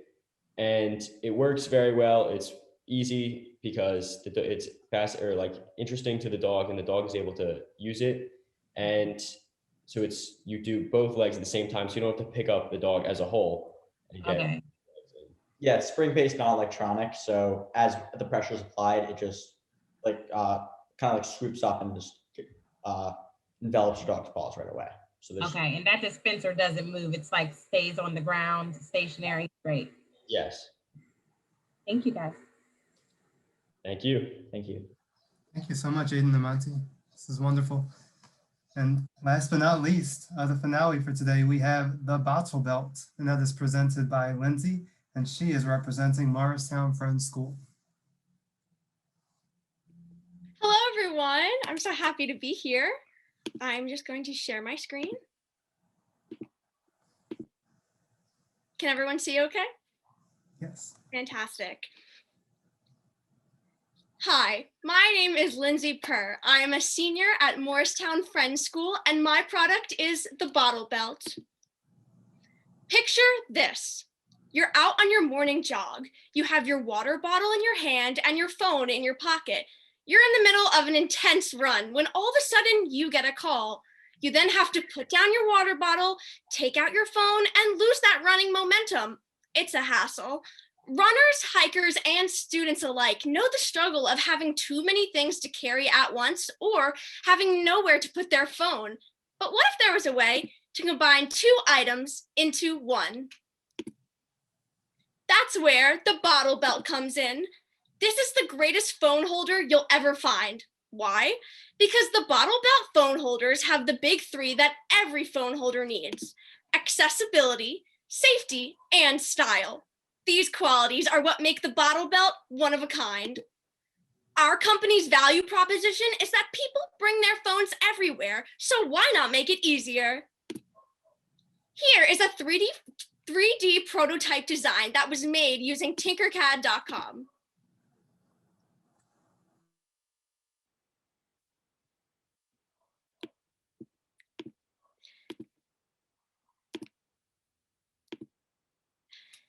You might be wondering, why now? Why me? Well, As a Gen Z entrepreneur, I naturally think different than every generation before me. I have never existed in a time without a smartphone, so key aspects of today's businesses, such as digital marketing, isn't something I've had to adapt to, but rather it's something that I've always known. Starting a business no longer looks like a decades-old brick and mortar family bakery. It looks like the progressive and innovative world we see around us today. It looks like you, and it looks like me. Now, I may not actually be a Forbes top 100 innovator or a 30 under 30, but who says I can't put myself in the mix? Entrepreneur.com writes that 2021 is the perfect time to start your business. Every other entrepreneur is fearful of an uncertain economy during these trying times, but not me. I see this as an opportunity to access more customers, but that's just who I am. When I'm given the perfect opportunity, there is no doubt that I am running to take it. As for my managerial strategy, in order to implement my major goals and initiatives for the company, I would need to use outsourced manufacturing from different entities that Bottle Belt would partner with. Studies show that 60% of adults worldwide use reusable water bottles, and considering my generation's concern for climate change, sales for reusable water bottles are at an all-time high. The reusable water bottle market is valued at over $8.38 billion US, with a projected revenue forecast of $11.51 billion US in 2028. Companies such as REI and Dick's Sporting Goods have dozens of water bottle accessories to choose from, but none are quite like the Bottle Belt. Let's take a look at some of the competitors. Here we have the Sugar Pet Shop phone storage workout bottle. The price is very expensive and the phone compatibility is limited. Next, we have the Sherlick's water bottle pouch. The price is cheap, but the phone compatibility is once again limited. The pouch is not secure around the water bottle and doesn't ensure 100% phone safety. Finally, we have the Arm Pocket running armband. The price is expensive and you have to buy a specific armband for a specific phone. That means every time you get a new phone, you have to buy a new armband. The difference between these three products and the Bottle Belt is that we are just the phone holding part, not the water bottle. Again, we are just the phone holding part, not the water bottle. That means if a person goes running every day but can't use the same water bottle, they can still have an easy way to carry their phone with the sleek and stylish Bottle Belt. We are affordable for the average person and we look good while doing it. The charts don't lie. The Bottle Belt is number one.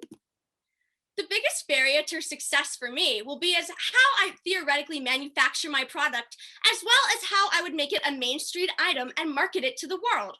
In order to overcome these barriers, I would need to partner with a manufacturer that can mass produce the product and figure out a way to market my product to my targeted audience. The cost of manufacturing would be $2.70. The revenue would be $13.50, which gives us an 80% profit margin. The profit would be $10.80. My goal is for the Bottle Belt to partner with big brand water bottle companies to boost engagement and appeal to an even larger audience of customers. Thank you so much for watching, and I cannot wait to see you using a Bottle Belt.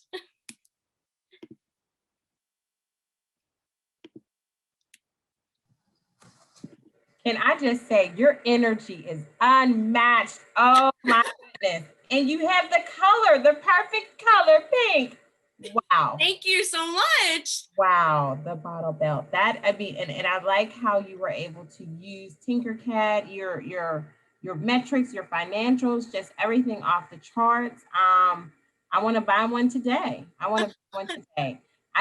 I'm just wrapping my head around your energy. Thank you for that. I'm stunned on questions at the moment.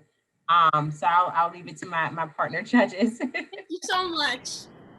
Lindsay, great job. I agree about all of your energy, great presentation. So for someone like me who is a little bit challenged, I saw the prototype, but I can't figure out how it actually works. Can you walk me through it? I mean, I know exactly how it looks, but I can't figure out, does it go on the bottle? Does it go on my belt? Like, is it on my body? Yeah.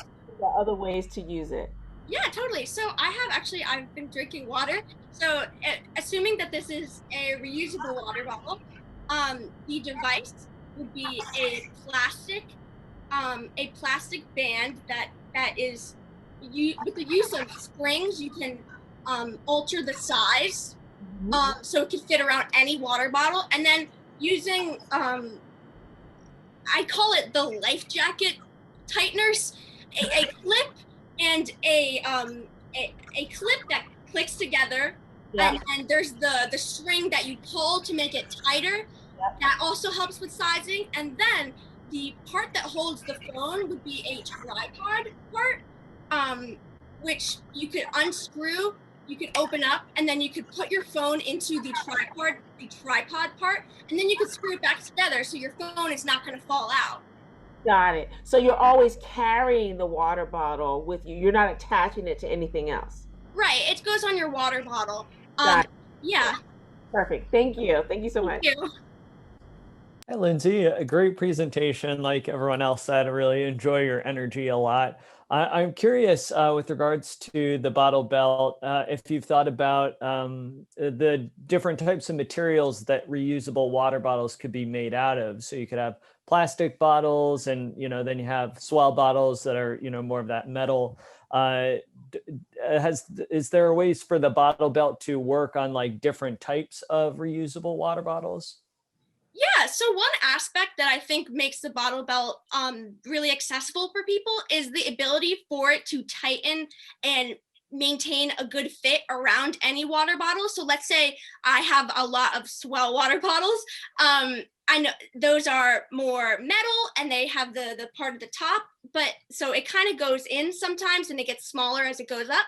But you could still, wherever you put it on your water bottle, you could just tighten it so that it's not too big or it's not too small, and the material that the bottle belt is made out of is going to securely fit around the bottle, and it should be perfectly fine, as well as with other water bottles.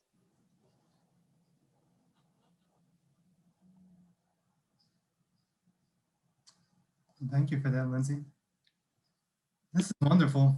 Can we first of all give everybody a round of applause? This is really just absolutely incredible. We've been doing these for a long time, but I think that this group is a very, really special cohort. So congratulations to all the students in this room.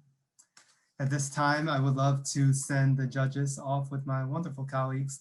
We have Debbie Colbert-Mandaforo and Antonis Asparkas, and they are going to take you into the breakout room. Imagine the real room next door to me. So I'll send you guys into a breakout room now to deliberate for the next 10 minutes, judges, and you should all have been invited already. So just feel free to click join. And at this time, I'm really excited to introduce our keynote speaker, Coach Zach Spiker. And Zach Spiker is the head coach of Drexel Dragons, the men's basketball team at Drexel University. He was named the 26th head coach in Drexel history on March 25th, 2016. Happy 5th year anniversary, just passed not too long ago. And the 6th since the school became a Division I member. So he's doing some really great work for us here at Drexel. In his 5 years as a coach here at Drexel, Coach Spiker has had 6 All-Colonial Athletic Association selections. 2 of his recruits have been named to the CAA All-Rookie team, and 2 players lead the league in 3-point percentage. So without further ado, please welcome to the stage, Coach Zach Spiker. Hey guys, how are you doing today? Thanks so much for having me. I'm going to put my timer on here to make sure I don't go over, because like you, I want to see the results of what the judges decide. I don't know if anybody is, just a raise of hands, has anybody seen the play Hamilton? Right, I'm sure some of you have, right? That breakout room sounds like the room where it happens right now. That's the room I want to be.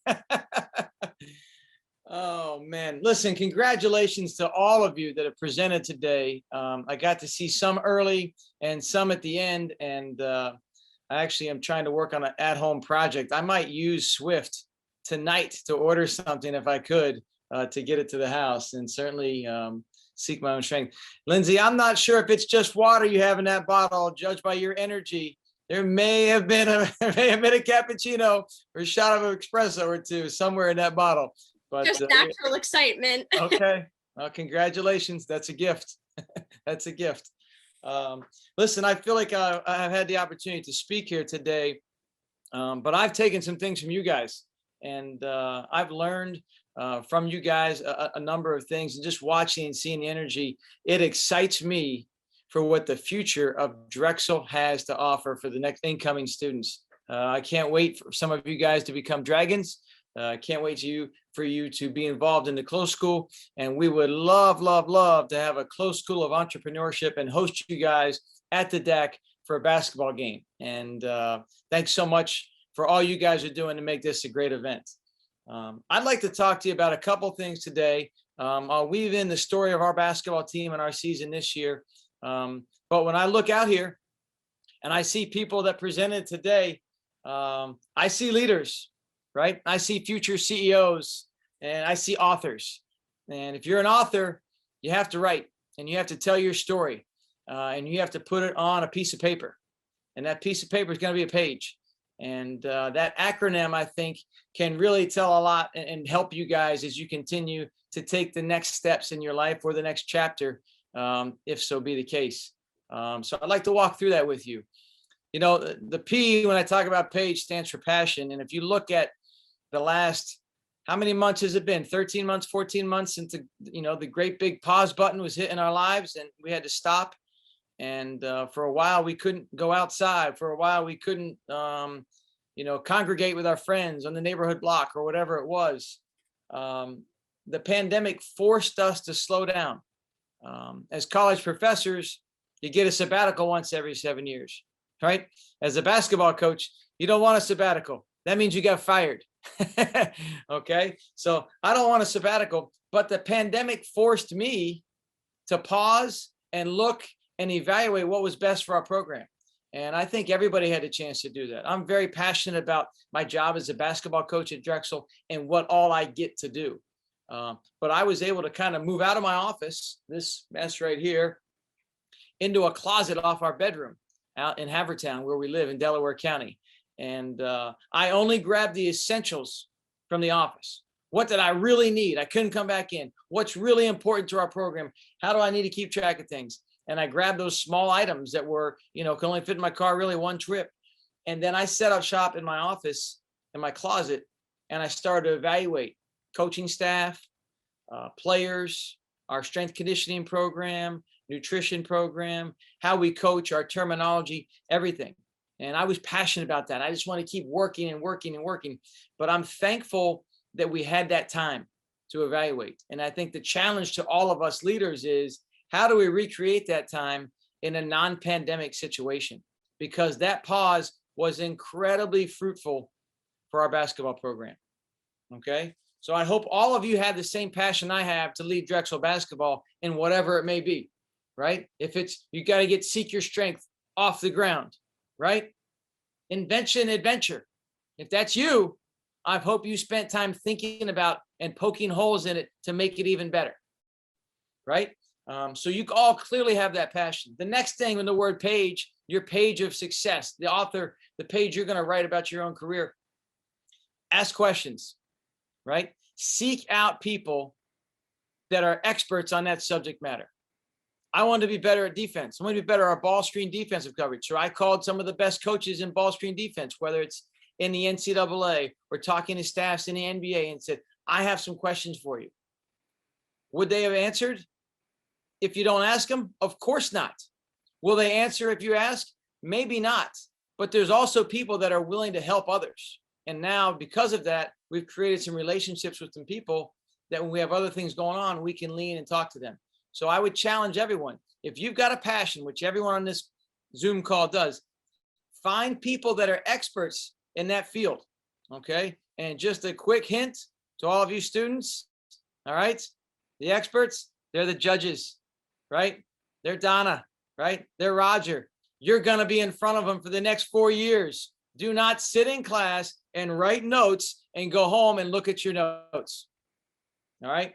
Drexel is about experiential learning. And some of those experiences are bad, right? Ready, set, fail. You're going to hear that a couple times. That'd be a great name for a class, would be my bet. All right. But guess what? You know what that does in basketball? Get ready, get set, scatter report, watch film, do everything you can, and you go out there and get your butt kicked. A loss every now and then is healthy because it helps you pause, evaluate what's important, what's not, what needs to be changed, and then you move on. So the second acronym, the second letter in the acronym page, I would ask questions, seek advice from those who might be more experienced and well-read in your subject. Now, speaking of read, my father, who was an athletic trainer for a football team, a Division I football team for 37 years, all right, started up a physical therapy practice in his garage. We had that big machine where you're kicking your knee up and evaluating everything. It was in our garage, okay? That was in West Virginia, and that turned into a company. That turned into another full-time job, and he would always tell me, readers are leaders, and leaders are readers. And I thought I was incredibly corny, and it still sounds a little corny, but here I am, now a father of 3, telling my kids, listen, you need to read if you want to lead, okay? And it's important. So we all know there's leaders and there's CEOs, future CEOs on this. You must read. Now, there's some Gen Z too, all right? So I will bend this a little bit and say, you also need to listen, all right? And a quick commercial on the side here, part of the issue with our country right here is because we are too busy yelling and talking our own perspective and not listening to what's going on. Please listen more than you talk, okay? But to my point about listening, you can read books, right? One of my favorite books, Jim Collins, Good to Great. That's what we're trying to do at Drexel. We had a good season. We had a great season. Can we sustain it? Okay? In the book, Jim Collins, it talks about having a big, hairy, audacious goal.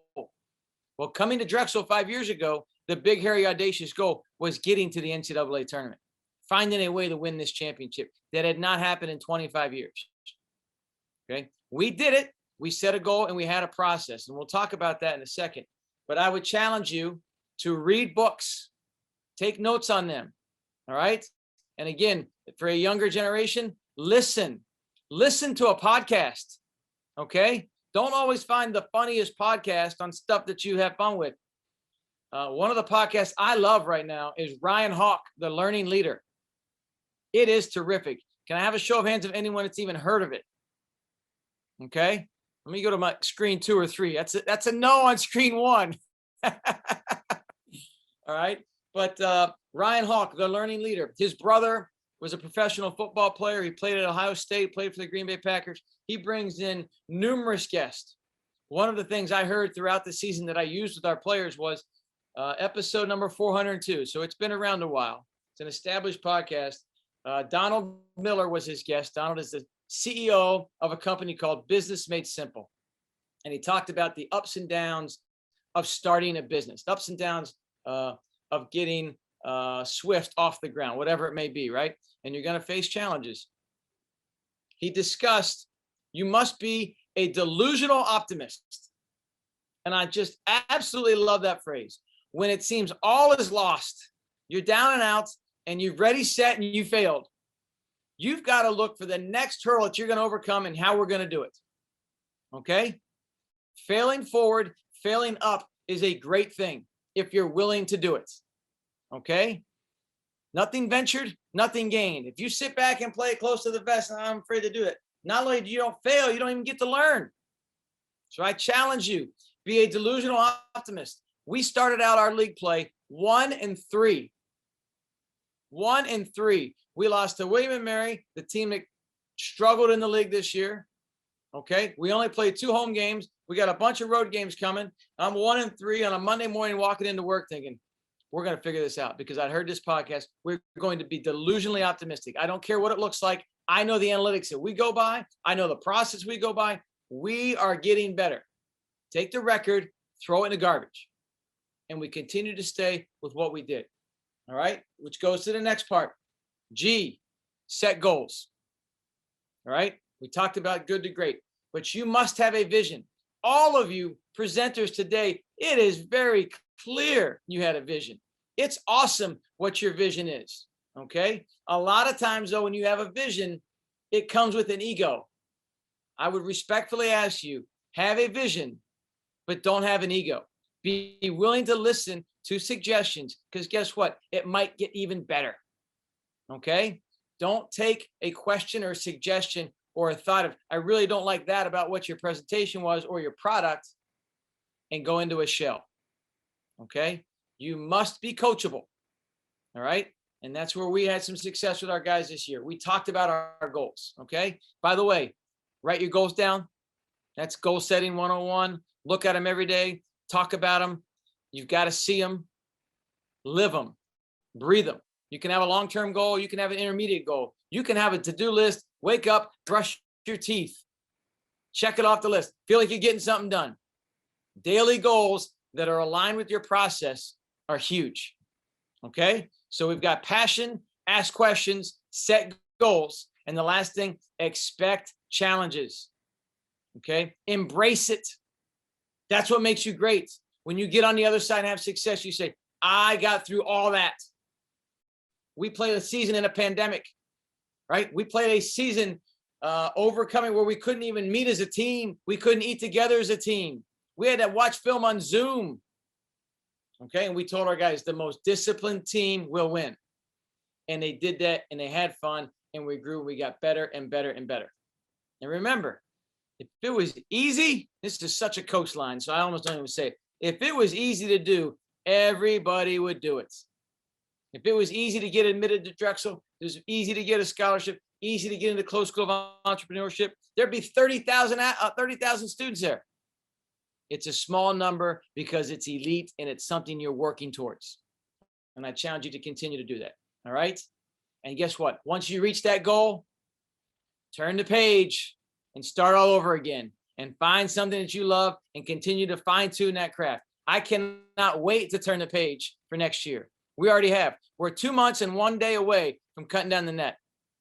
All right. And we've got a plan for next year already, and we're working on it. Okay. I'll share two things. I'm almost going over my time, Roger. I apologize about that, but you got me excited. Can I share the screen? Yeah, please take your time. Judges are still deliberating to us. We're good. Yeah, too many good products. That's the problem. All right. So, all right, share it right there. Can you guys see that? I need a audible thumbs up there. Yes. We see it. We see it. I don't know why I missed everyone's screen, but that's our program seal right there. We're about three things: gratitude, respect, and compete. Okay. We appreciate the opportunity it's given to us. We respect the process to be great and respect those around us. And every single thing we do, we try to be our best, whether it's in the weight room, in a classroom setting, in a group work setting, in an individual workout, a team workout, and obviously a game. We're trying to be our best. We're growing young men with this core value system of gratitude, respect, and compete. All right. And we've had some tough days, right? But I want to show you a day right here. Can you guys see this video? Yes. Okay. All right. This is February the 13th. Because of COVID and other teams that could not follow the guidelines, we had to go 3 weeks without a game. We never tested positive. We had to go 3 weeks. In the middle of this, we came up with a game and the guys did it. This was a day we should have played a game. We found out we weren't going to have one. So naturally, the morale could be low. Naturally, guys could pout and moan. And let me set the scene for you. We had a game that started out as 5-on-5, 4-on-4, 3-on-3, 2-on-2. So these two guys are fighting over, one of these guys is going to lose every single drill that day. All right. And that's a morale killer, right? But it made it competitive. We've got a full scholarship player who is an all tournament player, Zach Walton for us right here. And we've got a walk-on 5th-year grad transfer, Anto Keshigan. All right. Anto is playing. All right. Zach should win. It's now 1-1. They're playing to 3. I want you to watch. We call it the Hunger Games. We've got the music going on in the background. The camera's shaking. Everybody's standing up and watching. All right. Next thing you know, all right, he's 1 bucket away from winning. Look at our players. Look at the energy of our coaching staff. Nobody's sitting down. I've been on a lot of teams, guys, at this point in February in the season. There's zero energy, zero juice. This group has passion, right? This group is competing. And watch this.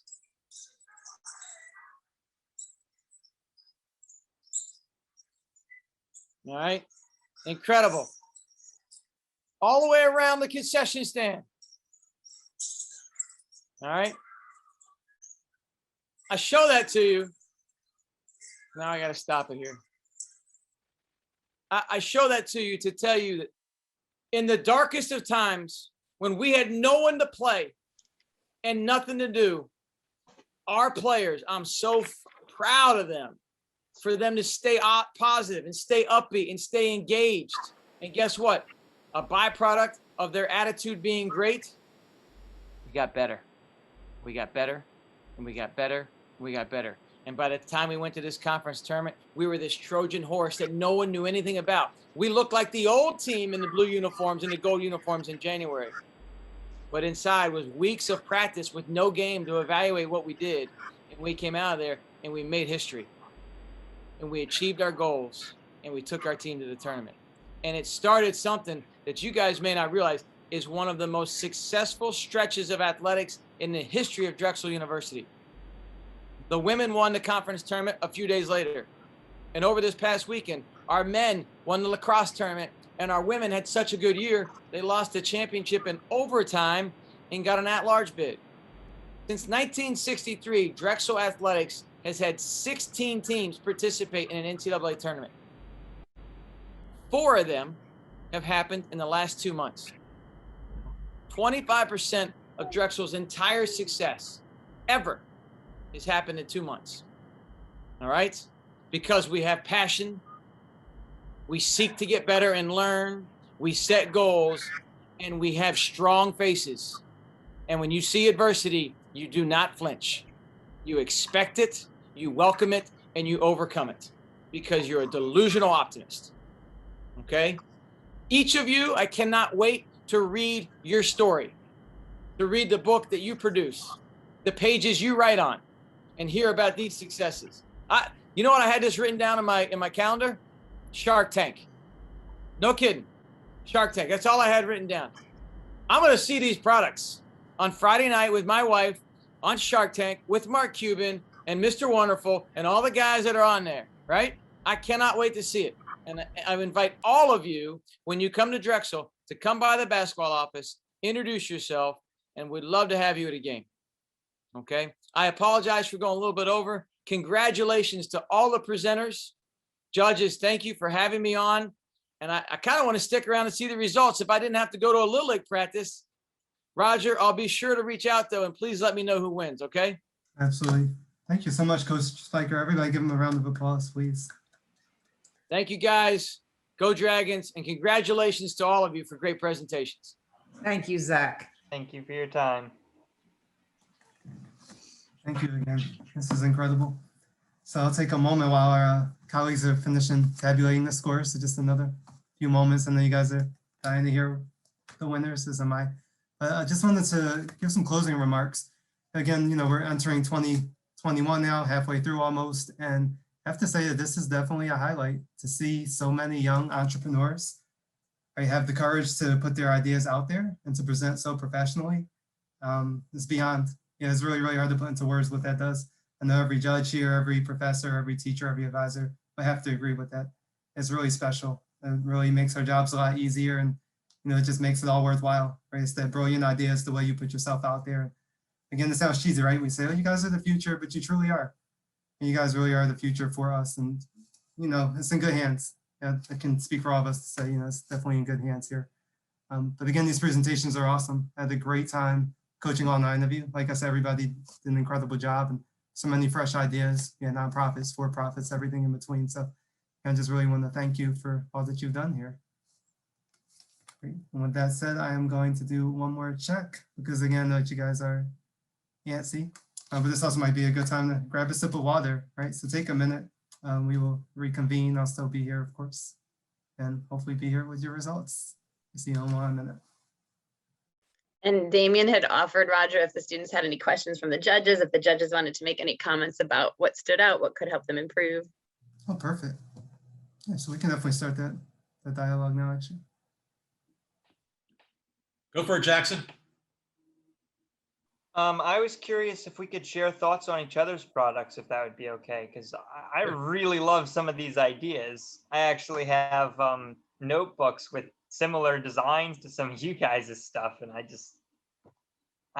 just loved you guys' designs and stuff. So I was wondering if we could like have talk to each other about that. Of course. Does anyone want to start, or? Your network is your network, guys. Yeah. So network with each other, exchange information, do it. If that's all right, I'll go first. Forgive me, I'm very bad with the names. So, but I just wanted to say that the first Swift, that was literally like Uber Eats. Yeah. But for Amazon, I thought that was such a good idea. I was like, oh my God, that's so smart. So I thought that was so good. I agree, that would have been awesome. Thank you. It is cool. It seems like that could work a lot like Uber. That would have been like, that's, that has a lot of potential right there.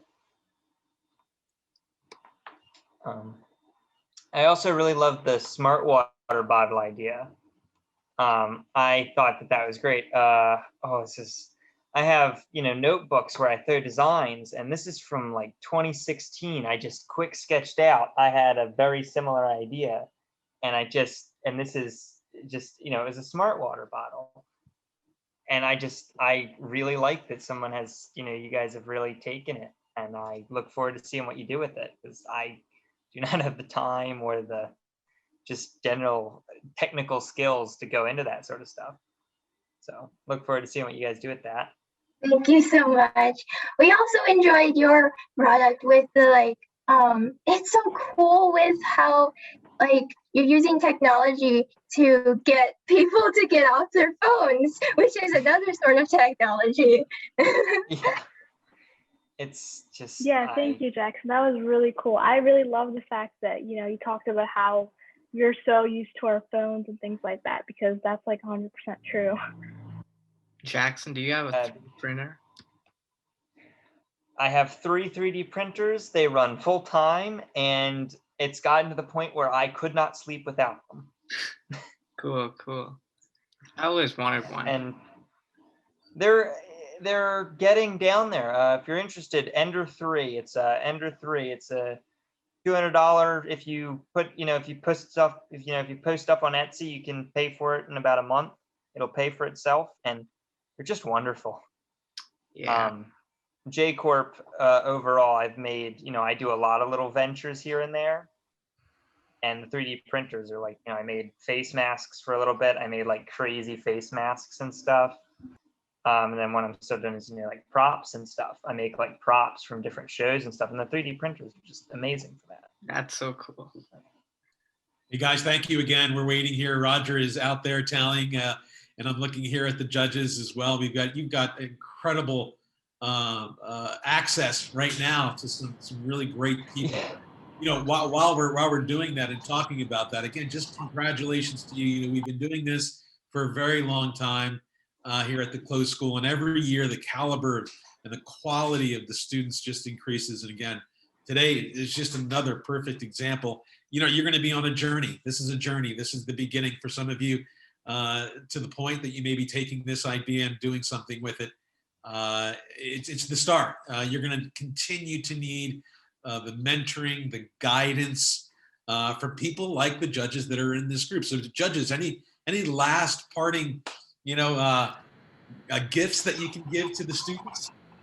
So I just want to say that you guys you all blew me away. Jackson, similar to you, I've had several of these ideas or similar kind of ideas, like, oh my gosh, that's my idea, right?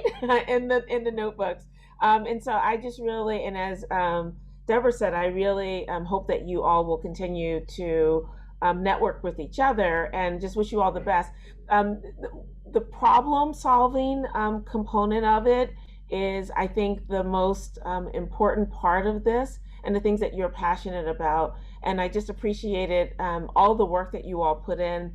Clearly you practiced, clearly you wrote a lot, clearly you did all the things that you were supposed to do. And I'm excited. I was trying to write down everyone's name, because one day when these names pop up, I'm like, oh my goodness, I'm not going to throw away I actually put it on my iPad for this reason. So I'm going to keep it to prove, that I was there when you got started. Congratulations to all of you. Yeah, great job, everybody.